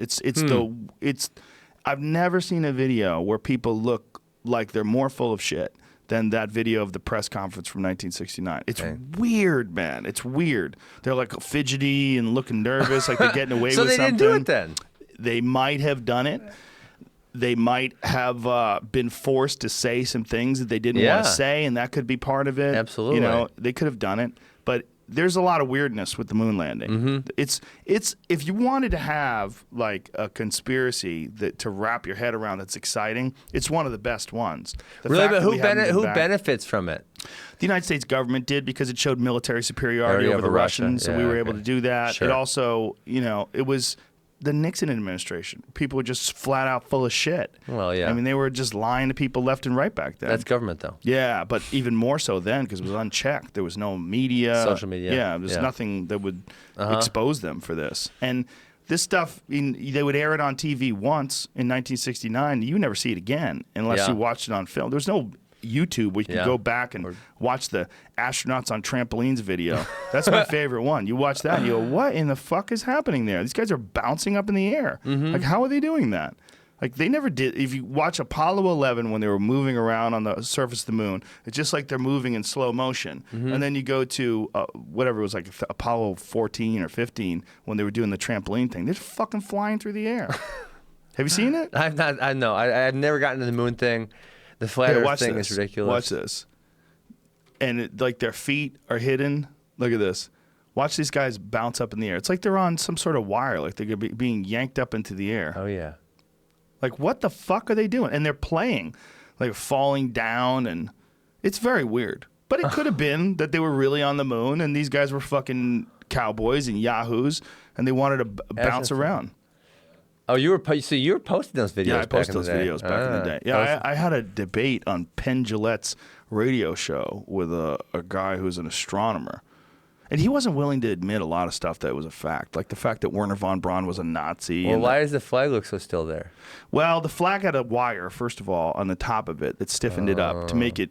But there's videos of the flag moving in a non-existent breeze, which is weird too. And they try to make some logical explanations for why the flag could be moving in a vacuum, and some of it makes sense, but some of it doesn't.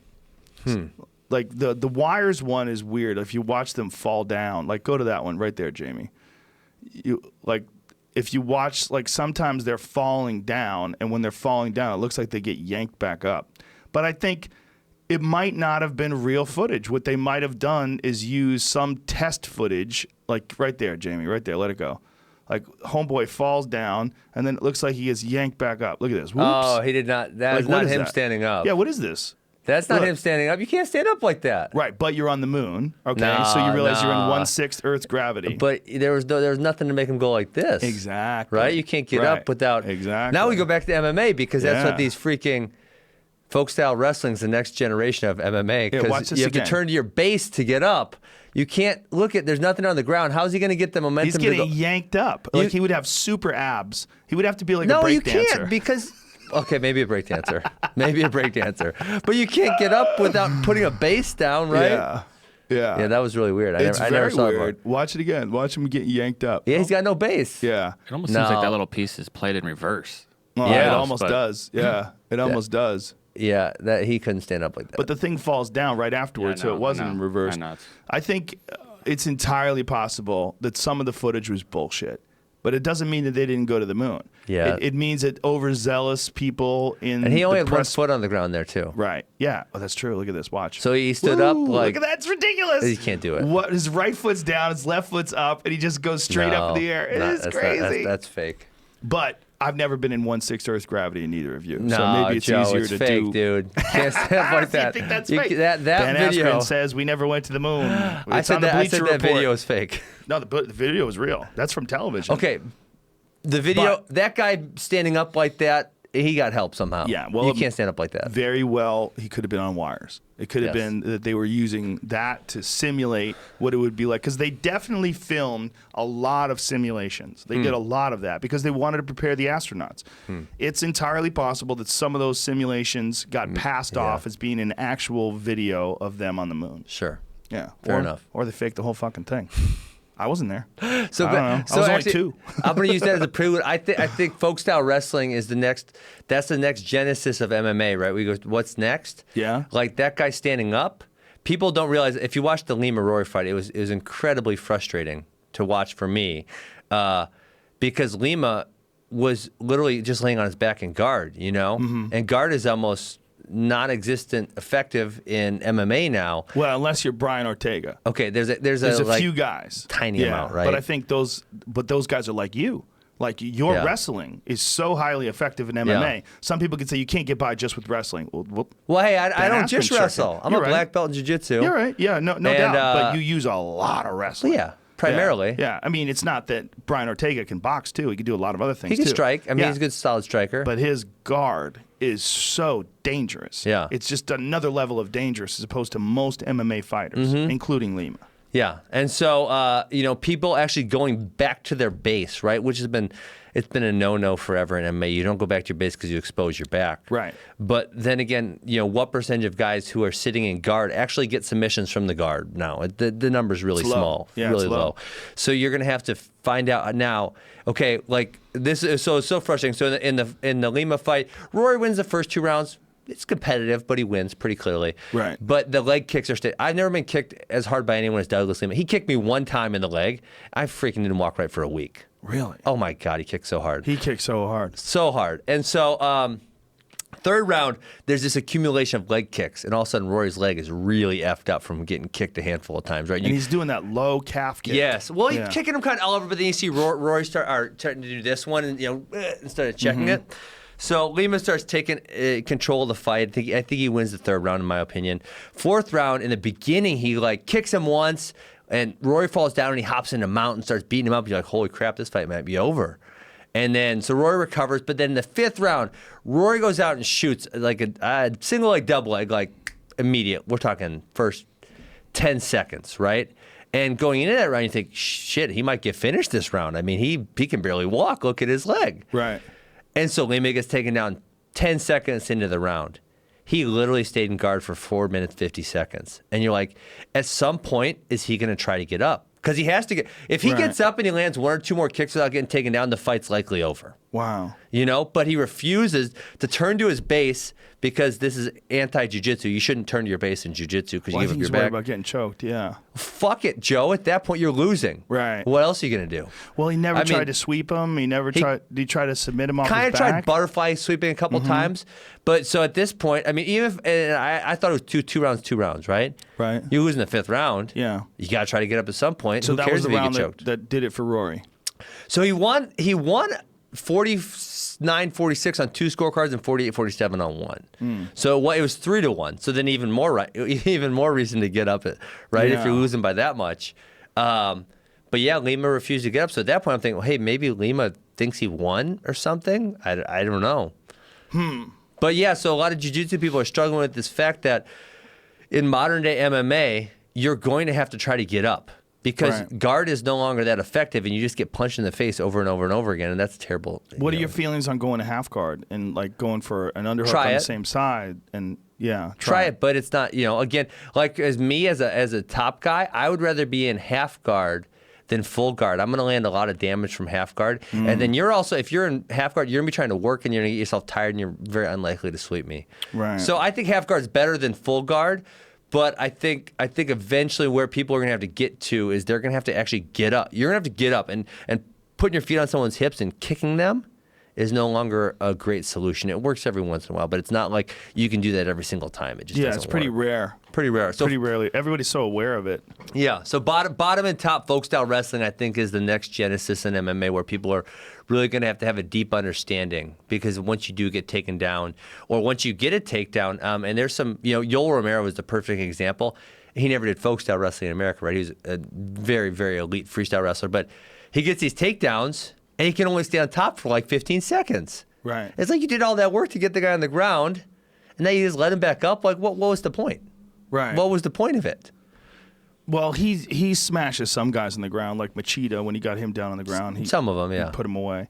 He's a freak athlete too. That guy's it's hard to say, hey, do what he does, because like no one's built like that guy. That guy's he has the weirdest body I've ever seen. Really? Why? Because he looks like he's 230 pounds and he weighs 185 when he weighs in. Yeah. It's like, how the fuck is that 185? I always look at him. I'm like, I don't even understand it. Like, where's the weight going? And you would think he's one of those guys that's on PEDs by looking at him, but then when you look at him, like he won a world title in 98, 99, somewhere in there.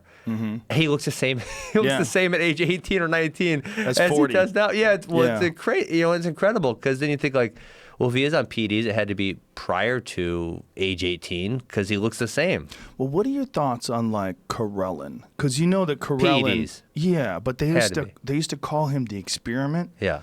And his parents are tiny. You know, his parents are like 5'5", 5'7", and then he's 6 foot, whatever the fuck he is, and a gorilla of a man. Yeah. And I always wondered, like, one day in the future, whether it's 5 years from now or 30 years from now, they're going to be genetically manipulated people. Crazy, right? Well, you watched Icarus, I'm sure. Yes. Which is, you had that guy Brian on here. Fogel You had the guy. Yeah. And that was fascinating. And that pretty much just, cemented the Russian that anti-doping program, or the every Russian single person, state-sponsored doping program for everybody, for every athlete, for everybody, which is crazy. And it's like you had the hint that they were likely cheating, but then as someone who competed against them, man, that's a tough pill to swallow. How does it make you feel?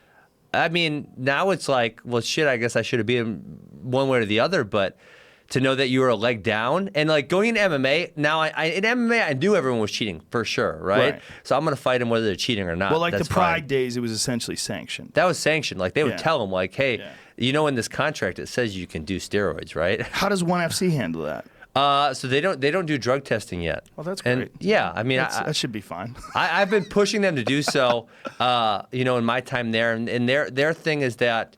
A lot of these countries, it's not prevalent in Indonesia or Manila or wherever. Get the fuck out of here. Well, we'll the find fuck out. Just get the fuck out of here with that. That's my take. That's not me saying that. That's their That's thought me. process. That's Joe Rogan saying that. Get the fuck out of here So with that. I know you've talked a couple times. I've heard you about their weigh-in program at ONE FC, Yes. which I think is fantastic, and I think every MMA organization should do it at the high-level ones. Could you explain it?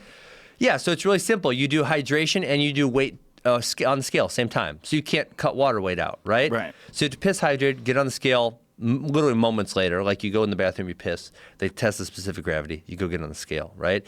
So essentially everyone moved up one weight class. Every one of their champions bumped up a weight class. So like over there, I fight 185, but it's essentially welterweight. They even call it welterweight because it's the same thing because I can't cut any water weight. So they adjusted it. So they adjusted. They moved so I was the welterweight champion. I was still the welterweight champion. They just moved the weight class is different.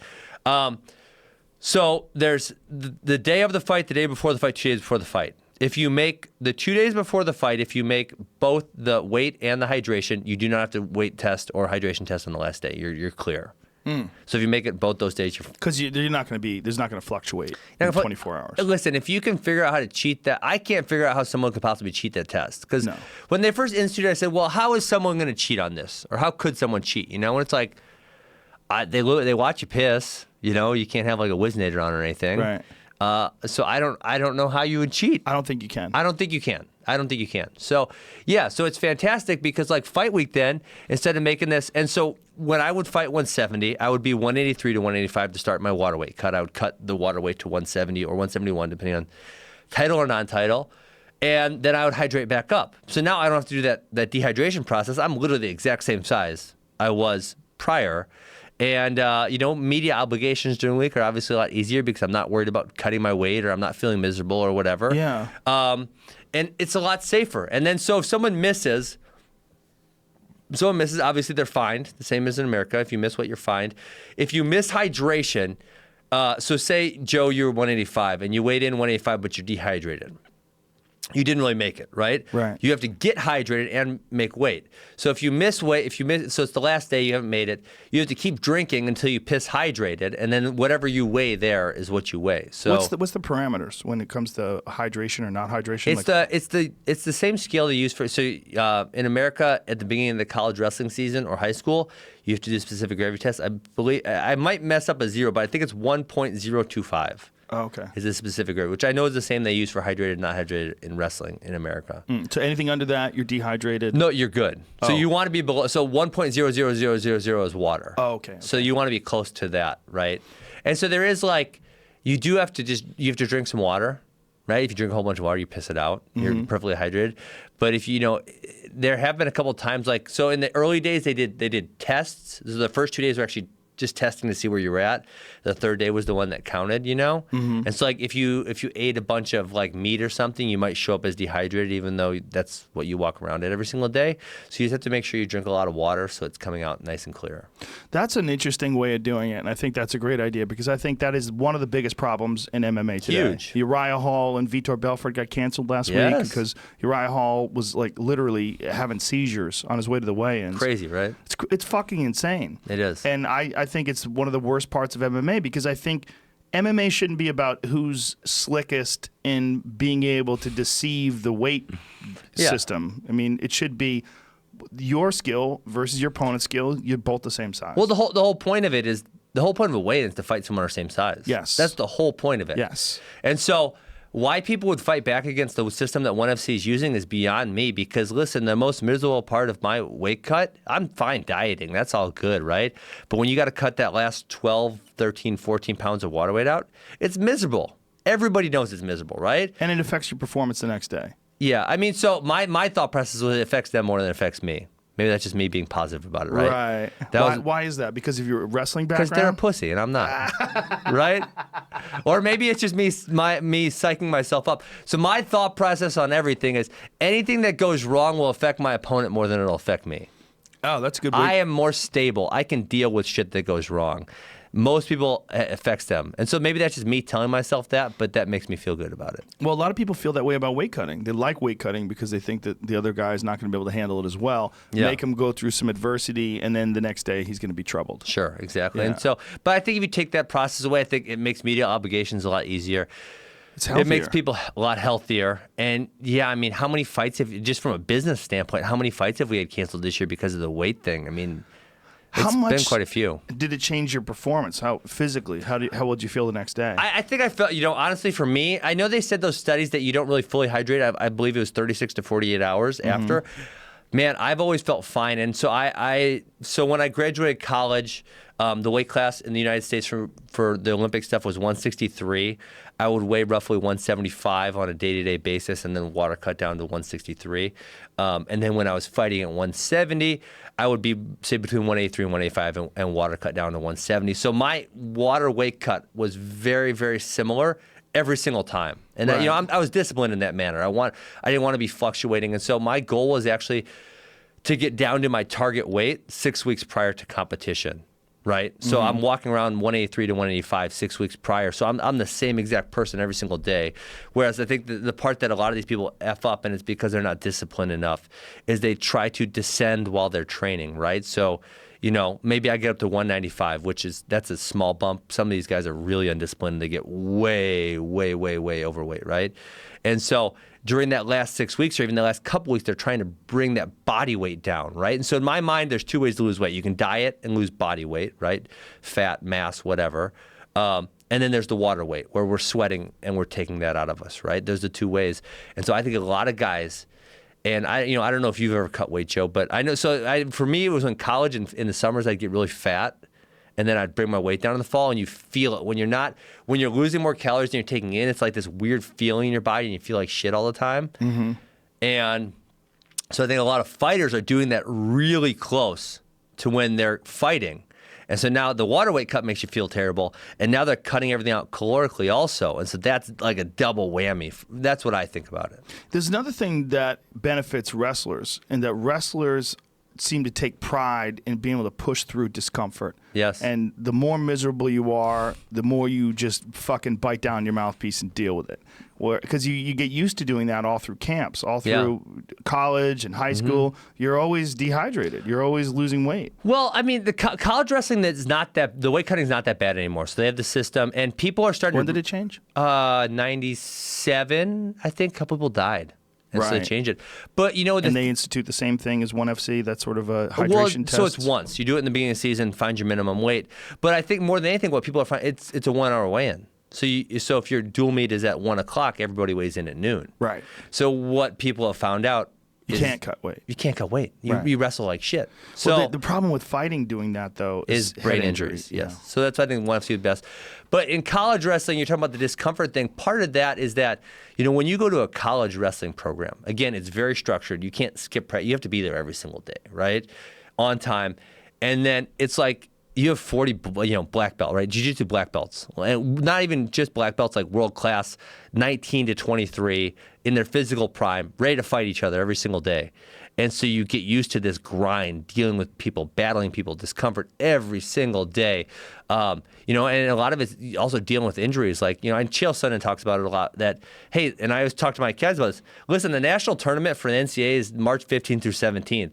And you cannot guarantee me you're going to be totally healthy on that date. You cannot guarantee me you're going to be not sick on that date. You're going to have to compete March 15th through March 17th, no matter what, if you want to win a national title. And so wrestlers get used to this grind where you just don't see that in other sports. Yeah, I think that aspect of wrestling is one of the biggest tools that they take into the octagon, the mental toughness and that ability to. I mean, the grind. It's a badge of honor in wrestling to be able to handle the grind. Yeah, it's not really in kickboxing or in Muay Thai or any other sport. Like they're not really forced to. I mean, how many kickboxing or jiu-jitsu schools can you name where there's literally 40 black belts? I mean, it's been borne out through high school wrestling. You go to all these national tournaments and state tournaments, you find out who the best are. The best of the best get recruited, and they go to these institutions to train with the other best of the best of the best, And then in addition to that, the post-collegiate guys who are trying to make the world teams and Olympic teams, they're sticking around training. So you have this like melting pot of freaking really great wrestlers that are training with each other every single day for 5 to plus 5 years if you're going to world championships, right? Yeah, there also seems to be like a much more systematic approach to training people and a lot more drilling. Yes. And a lot of jiu-jitsu schools like, hey, show the arm bar from the guard. Here, we hook the arm. Okay, I go under here, my legs, I make my leg, I lift up. Okay, you practice. Everybody, get together. It drives me insane. They'll do it a few times. Insane. Like, I'll go to jiu-jitsu classes sometimes, and they'll literally go over 2 techniques. You drill it twice, and then the rest of the class is just people rolling. 5 minutes. Yeah. 5-minute goes. Maybe. It drives me insane, Joe, because I come from this wrestling background, and then I also like sports psych, and the study of high performance is like, that's what I love. Yeah. I love studying people who are the best in their field at whatever they do. And we know without a shadow of a doubt, just saying go for 5 minutes is not the most effective way to train someone. No. It does not happen. So in wrestling, there's a whole bunch of different you could do. Some days you might do matches. Some days you might do a 30-minute go. Some days you might do groups of 3 1-minute goes. Some days you might do situations. I start on the single leg. I start on the high crotch. I start on front lock, right? And so there's all these different scenarios that we might try. I mean, if I'm coaching my academy, right, and we're working on, we drill front headlocks, or we call mantis position, where you grab both armpits and bounce and go. If we're drilling that, we don't just say, okay, now go 5-minute goes, because how many tries are they going to get at going in the mantis position that are the front headlock? Maybe 1, maybe 2, but essentially most people, if you say go for 5 minutes, they are not disciplined enough to make themselves do new skills. They revert to whatever they do best. Right. And then they just do it over and over and over and over again, right? And so if I want a kid to be good at a front headlock, which if you're going to wrestle at a high level, you need a good front headlock, period, factual, you have to have it. I'm going to put him in there 50 times in that practice. And he's going to get it over and over and over and over. And maybe the next day it's single legs, and then maybe the next day it's double legs, right? Yeah. And then maybe some days you say, hey, go for 10 minutes, go wrestle. Right. Right? Because you want to change it up Mix on it a up. little bit. Yeah.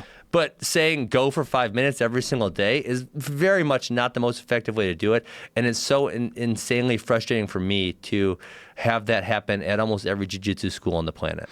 Eddie Bravo's talked about this a lot, and one of the things that he says that jiu-jitsu is so fun to roll that people just want to get to the rolling part real quick. I don't care what they want. Good, you're right. I like. I don't freaking care, Joe. Right. I want them, and my kids tell me all kinds of stuff. I said, I'm running practice. Yeah. I went to the Olympics. I won 2 Hodge trophies. Yeah. You're at my school because you want to learn how to be the best, and I'm going to help you be the best. Yeah, just listen to me. Yeah. I don't care what you like. I don't care what you like. Some days, every once in a while, hey, you guys want to play a game? All right, let's play a game. Right. Every once in a while. Just to keep it fun. Just to keep it fun, right? Yeah. Hey, you want to do this? Let's do that. Every once in a while. Okay? I'll indulge you. But most of the time, you're here. And so, we don't, for our young, we don't really push our young kids too hard, but like, especially, I'll talk about high school guys. You're telling me you want to be a state champion. You're telling me you want to go to college. You're telling me all these things you want to do. I know what it takes to get there. I've been there myself. I've seen many other people achieve those things. And so, and there's a lot of, it's really funny because people choose, in this, we can go MMA, we can go life. People choose what they value, right? And I'll just give you a simple example. I got this one kid who's probably listening to the show right now because I know he loves you. What's his name? I can't give one of my kids a shout out, not all of them. Okay. So, you're right. Okay, but he's probably, you know who you are. He's gonna know who I'm talking about. he goes freaking hard, just boom, grind. Just I couldn't ask for a kid to work harder, Joe. But when I start teaching technique, he tunes me out. And then we go to a national tournament and he places, but he gets scored on a whole bunch by the technique we were just drilling. And then I say, hey, bud, you just tuned me out the last 3 weeks. We were just drilling that thing and you just got your ass kicked by it. And so I love the fact that you want to go hard, but you need to also value the technique, right? Yeah. And then there's some people who value the technique too much. And all they want to do is technique. And then when it comes to going hard, they don't go hard enough, right? Because in wrestling or in any venture you want to take in life, there's not just one way to be successful. You need a bunch of different attributes to be successful.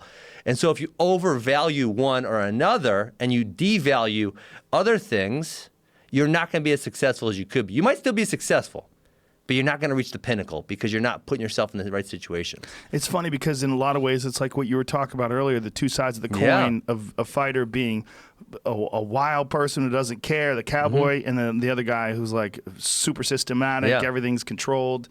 Yeah, you almost have to have everything. And the fighters that have those really strong attributes just have to be aware that those attributes are strengthened even further by technique. Yeah, 100%. And so again, it's both sides of that coin. I mean, another one would be, something I call beginner's mind, and then know-it-all. Right? When you come into practice, you need to have a beginner's mind. I mean, I got to work out with 3 or 4-time world champion, Olympic champ Jordan Burroughs last week, and he was asking me questions. It's like this guy really cared about learning from every possible source. And he's already at the pinnacle. And he's still trying to learn. Interesting thing that Dominic Cruz said during the broadcast about Stipe Miocic. That Stipe, when he went to Alliance MMA, was asking everybody everything. You have to. Yeah. But then when you go into a competition, you can't have the same mindset thinking, I don't know, I need to ask, right? And so like kids who have just the beginner's mind, they're great in practice, but then they go into a match and like, coach, what should I do here? What should I do? What should I do? And it's like, just go wrestle. You know how to wrestle, But then kids who come into practice like, I know it all. Right. Well, that's a very unhealthy mindset also. But it's great when you compete. It's great when you compete. Yeah. So you got to balance both those things, right? Like you can't have just one because if I know it all, I'm a badass. That's great for competition, but you come into practice, you're gonna stop your learning, right? Now, when you're coaching kids, how much time, if any, do you spend on mindset? And so on my Facebook every Monday I do this Mental Monday, and then I usually repeat it or something fairly similar to the kids in practice. But I also think it's a lot, I think competition is where you get your really, really good teachable moments because that's when kids care the most. Right. And so like the kid I was talking about, when he loses because he didn't want to listen to me, I can say, well, look at this. This is a great example. I said I do private lessons with this 4th and 5th grader, they're brothers, and like 5 weeks in a row, you're doing this wrong. You're doing this wrong. You're doing this wrong. You're doing this wrong. They don't want to listen, right? Then they do it. They have a match last week. They do it wrong, and it didn't cost them the match, but it almost cost them the match. And now I can say every single time I say you're doing this wrong, I can say, remember that time in that match when you got put on your back because you did it wrong, and you refused to listen to me? So I think that matches create great teachable moments. Like, hey, remember when you wilted under the pressure because you weren't tough enough? Well, you need to practice a little harder so you get used to that pressure. Remember when the referee made a bad call and you flipped out because he made a bad call, and then you didn't think about, well, I still have to wrestle the rest of this match. right? So there could be there's all these teachable moments within competition where you can point to something very clearly and say, well, look at this and see how this affected you and see how you would have been more successful. So I think from a mental aspect, it comes a lot more on a one-on-one basis. And sometimes I'll use it in front of the whole team. I don't like really picking on people. Every once in a while I will. But I think this competition provides a lot of teachable moments for athletes to see, well, am I stronger here? What do I need to work on? Because again, you can't say one mental aspect makes a guy successful. It's this conglomeration of many, many, many mental aspects that'll make you highly successful. Now, when you're coaching, whether it's coaching wrestlers or MMA fighters, I don't coach MMA fighters anymore. None? Zero? I help a couple buddies, but I don't. You don't consider it. Nah, not really. Just help a few. So when buddies. let's say when you're coaching wrestlers, Yeah. Do you concentrate at all on strength and conditioning, or is it from the wrestling that you get most of your strength and conditioning? So we only got them, an hour and a half, 3 or 4 times a week, and so we don't do a lot of strength and conditioning. I know, especially with the older kids, I recommend they do some on their own. For a college program, for a high school program where we're getting them Monday through Saturday, maybe twice a day, possibly. Obviously, we're going to do that, but we're an academy.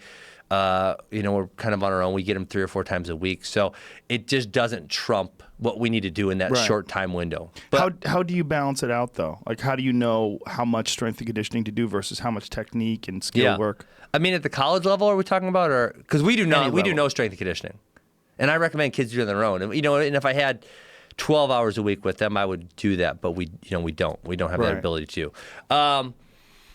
I mean, I think it's important. I think it's really important. I don't think it trumps, especially knowledge. And then if kids wrestle really hard against each other, and Kale had that one saying like, wrestling's the best strength and conditioning. I can't remember what he said. Something. If you wrestle really hard against each other, you're going to develop those things. And it's like, I think like people, when I grab people or squeeze people, they're like, oh my God, I've never felt anything like it. And I think that doesn't come, if you put me in a weight room, I can do nothing abnormal. I am not abnormally strong in any exercise. I'm actually, like on a Division I college team, I'm significantly less strong than most people, right? But then when they wrestle me, they're like, holy shit, I never felt anything like that. And I think it's because a lot of those things that I do are very, very, very wrestling specific. And I developed that strength because when I grab someone in practice, I freaking grab them as hard as I can. When I squeeze them as hard as I can. And so now from doing that thousands of times, I've developed that squeeze or that strength. And so I think strength conditioning is important, but I don't think it trumps doing other stuff. And if I had all the time in the world and these kids didn't have to go to high school or middle school, I'd probably put them through some, but we don't have that luxury. What did you do when you were fighting in MMA? How much did you devote to strength and conditioning? Really, twice a week-ish. And what did you maybe do? 3 sometimes. What kind of stuff did you do? So I had a personal trainer since I moved to Milwaukee. I helped him open up a CrossFit gym. And it's not specifically CrossFit workouts, but kind of that type of work. Nothing slow where I'm doing 3 sets of 10, then 2 sets of 8. Nothing slow like that. Mm-hmm. Potentially, one or 2 days we might do like a slower start, and then. But I think fighting, you need to be very highly active. You need to be in really good shape. You need to be able to move a lot of things really fast. So kind of CrossFit type stuff, I think, is probably the right direction to go. And now, when I go back to college programs, besides like the heavyweights, the in-season stuff for college programs is mostly higher paced stuff, which I think is very relevant to both wrestling and fighting. So did you do, when you were saying like you were doing like CrossFit style workouts, so were you doing like kettlebells, box jumps? Yeah, everything. I mean, just so when I said that, I just meant that we were moving at a high pace through a lot of stuff, and it would be like he would tell me, hey, to go do some, do sled pushes, do this, do that, do that, do that. Boom. Now, what about like your diet and nutrition and supplements and things along those lines? I have never been that much into nutrition. So listen, I was fat when I was a little kid, right? Because I ate too much. At age 11, I said, I don't want to be fat anymore. So I went from 130 pounds to 100 pounds. Damn, you lost 30 pounds at 11? Sixth grade. When you're 100 pounds, that's a lot of weight. That's 30% of your body. Well, yeah, I was fat as shit. I was fat as shit. What were you eating? Everything. And you were wrestling then too? Yeah, and I was having some success because when you're fatter, there's not many people to compete against, right? Right. So anyway, so I lost 30 pounds in 6th grade. So I stopped drinking soda. I had this whole list of stuff.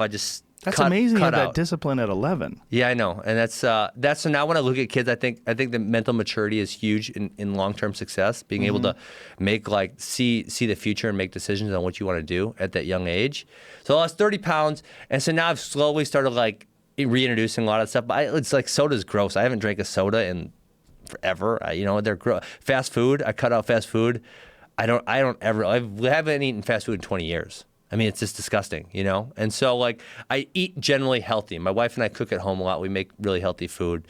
And so, but I don't take any supplements. Zero. No multivitamins? Nothing. So you get all your nutrients from your food. Yeah. And I just figured, like, I tried a couple of supplements in college, and I never felt anything from them. Like, I didn't feel any different, And so I'm like, I didn't feel anything. Why am I going to go take that? I don't need to take it. And then obviously I became like this anti-PED crusader, by chance. Yeah. And so then it's like, well, now I really can't take anything, because if I go take something and I pop hot because these idiots are putting something in the supplement that shouldn't be there, I'm going to look like a total asshole. Right. So I didn't even take protein.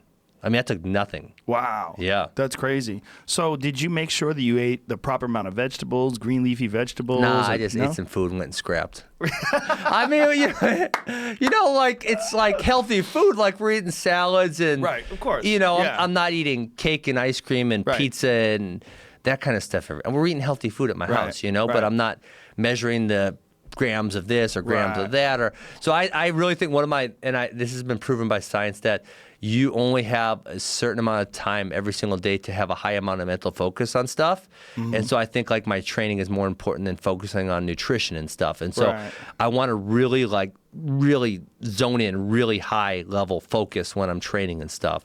And so I think if I worry about all this other stuff, it'll take my focus away from that. Right or wrong, that's kind of how I thought about it. And that's a smart way to approach it. And it never really affected me. I mean, like I said, even when I took the supplements in college, I never really felt them at all. So it was like, well, if I don't feel it, why would I do it? It's kind of ironic, though, that you were an anti-drug crusader and you went to the one place that doesn't drug test. I know, right? It really hurt. It hurt me.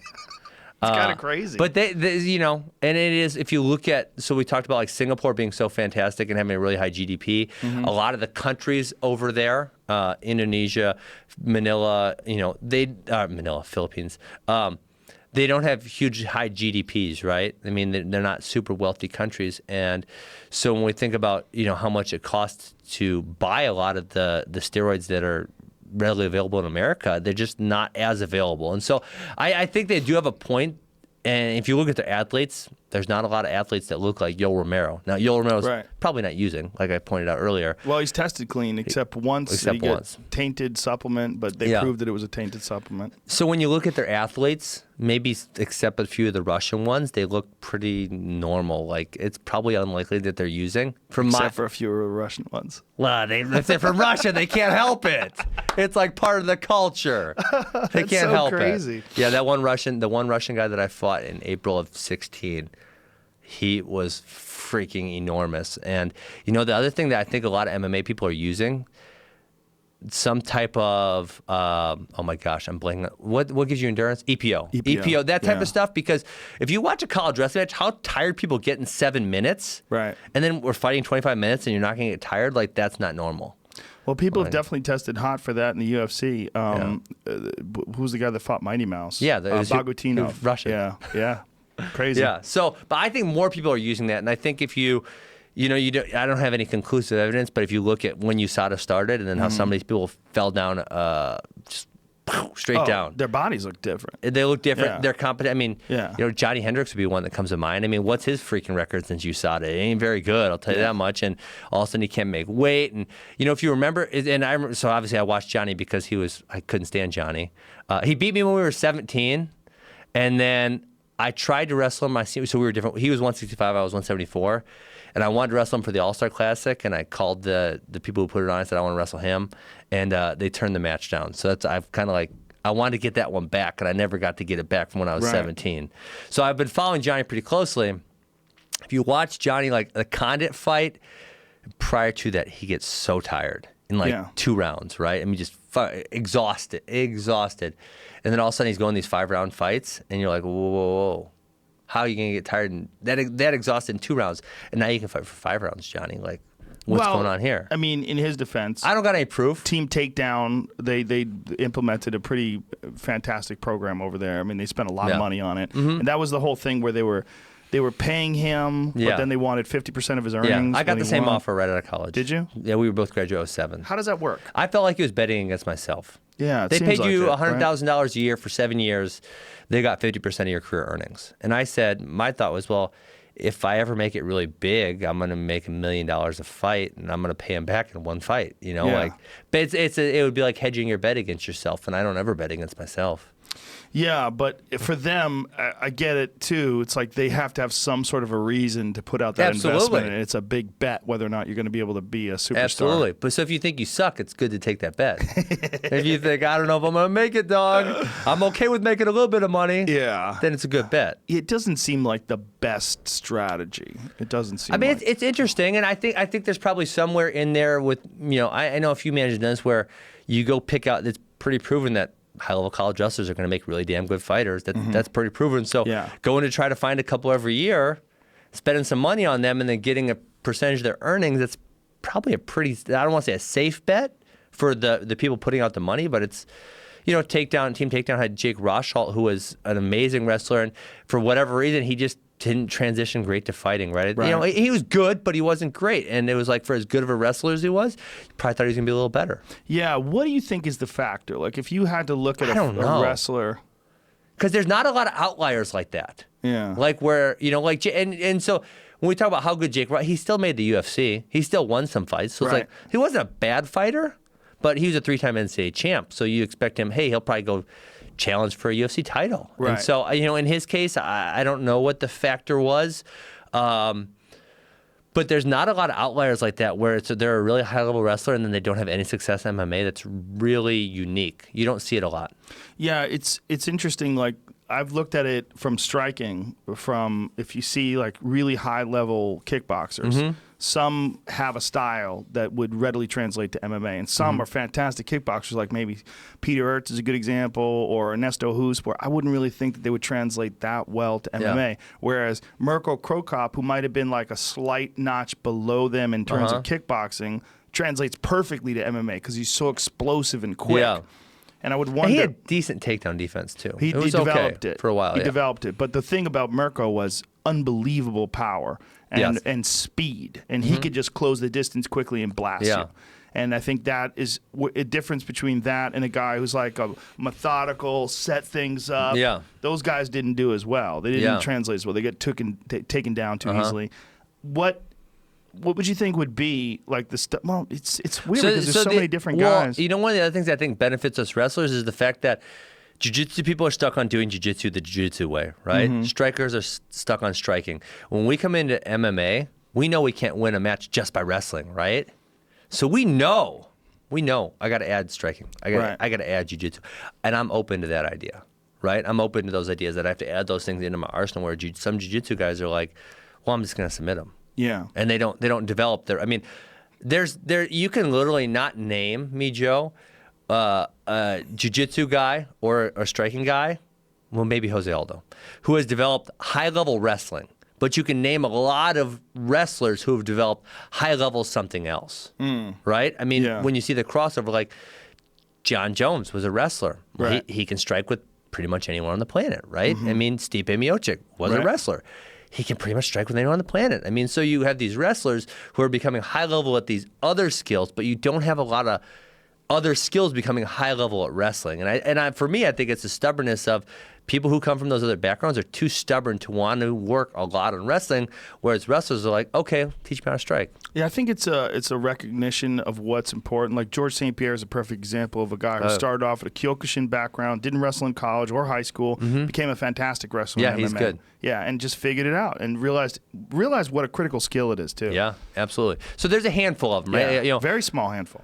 Jose Aldo would be like, he wasn't an offensive wrestler, but he would be like, he was so ridiculously hard to take down. Yeah. Fantastic takedown defense. And so there's a handful of them, but there's not a lot. But then if you go to wrestlers going the opposite direction into jiu-jitsu or striking, you can name quite a few that were able to do those things really well. It's interesting when you see a guy like Khabib Nurmagomedov and you see... He's fantastic. Fuck yeah. And his mauling, aggressive awesome. wrestling. I mean, you see what a massive factor it is in fights, like the Edson Barboza fight. Yeah. Like that to me is one of the perfect examples when I say, look, the ability to take a guy down and control him on the ground is it's the bottom of the pyramid. It's the most important foundation. Yes. Because he dictates where the fight takes place. Yeah, you might catch him when he's coming in trying to get you. You might.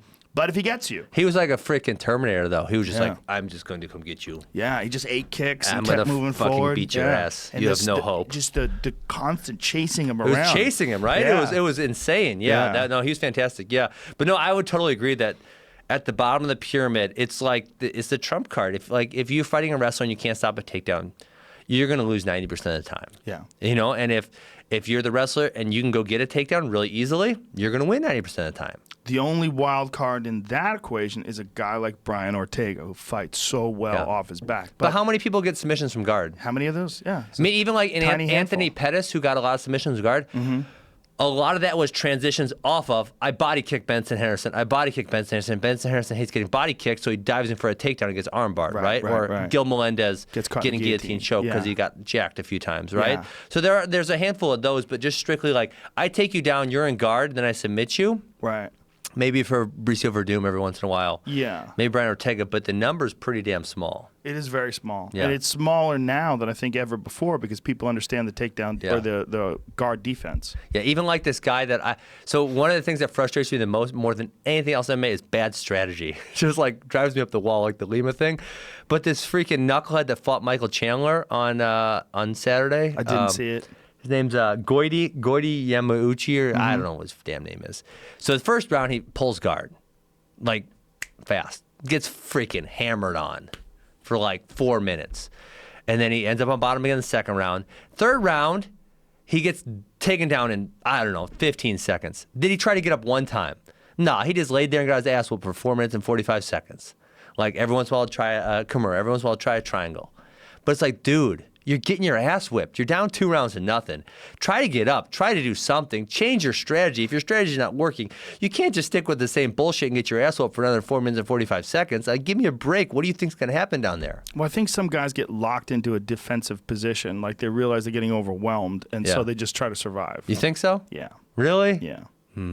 You don't think that way because you're a champ, and champions don't think that way. But I think for some people, there's acceptance of their fate. Ass whooping this. This is just they're getting their ass whipped, and so they just try to stay conscious. They try to just protect themselves as much as they can. Kind of like Edson Barboza. But then you know what's interesting about Edson Barboza?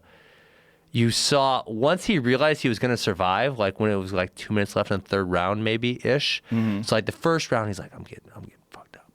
I'm just gonna survive, right?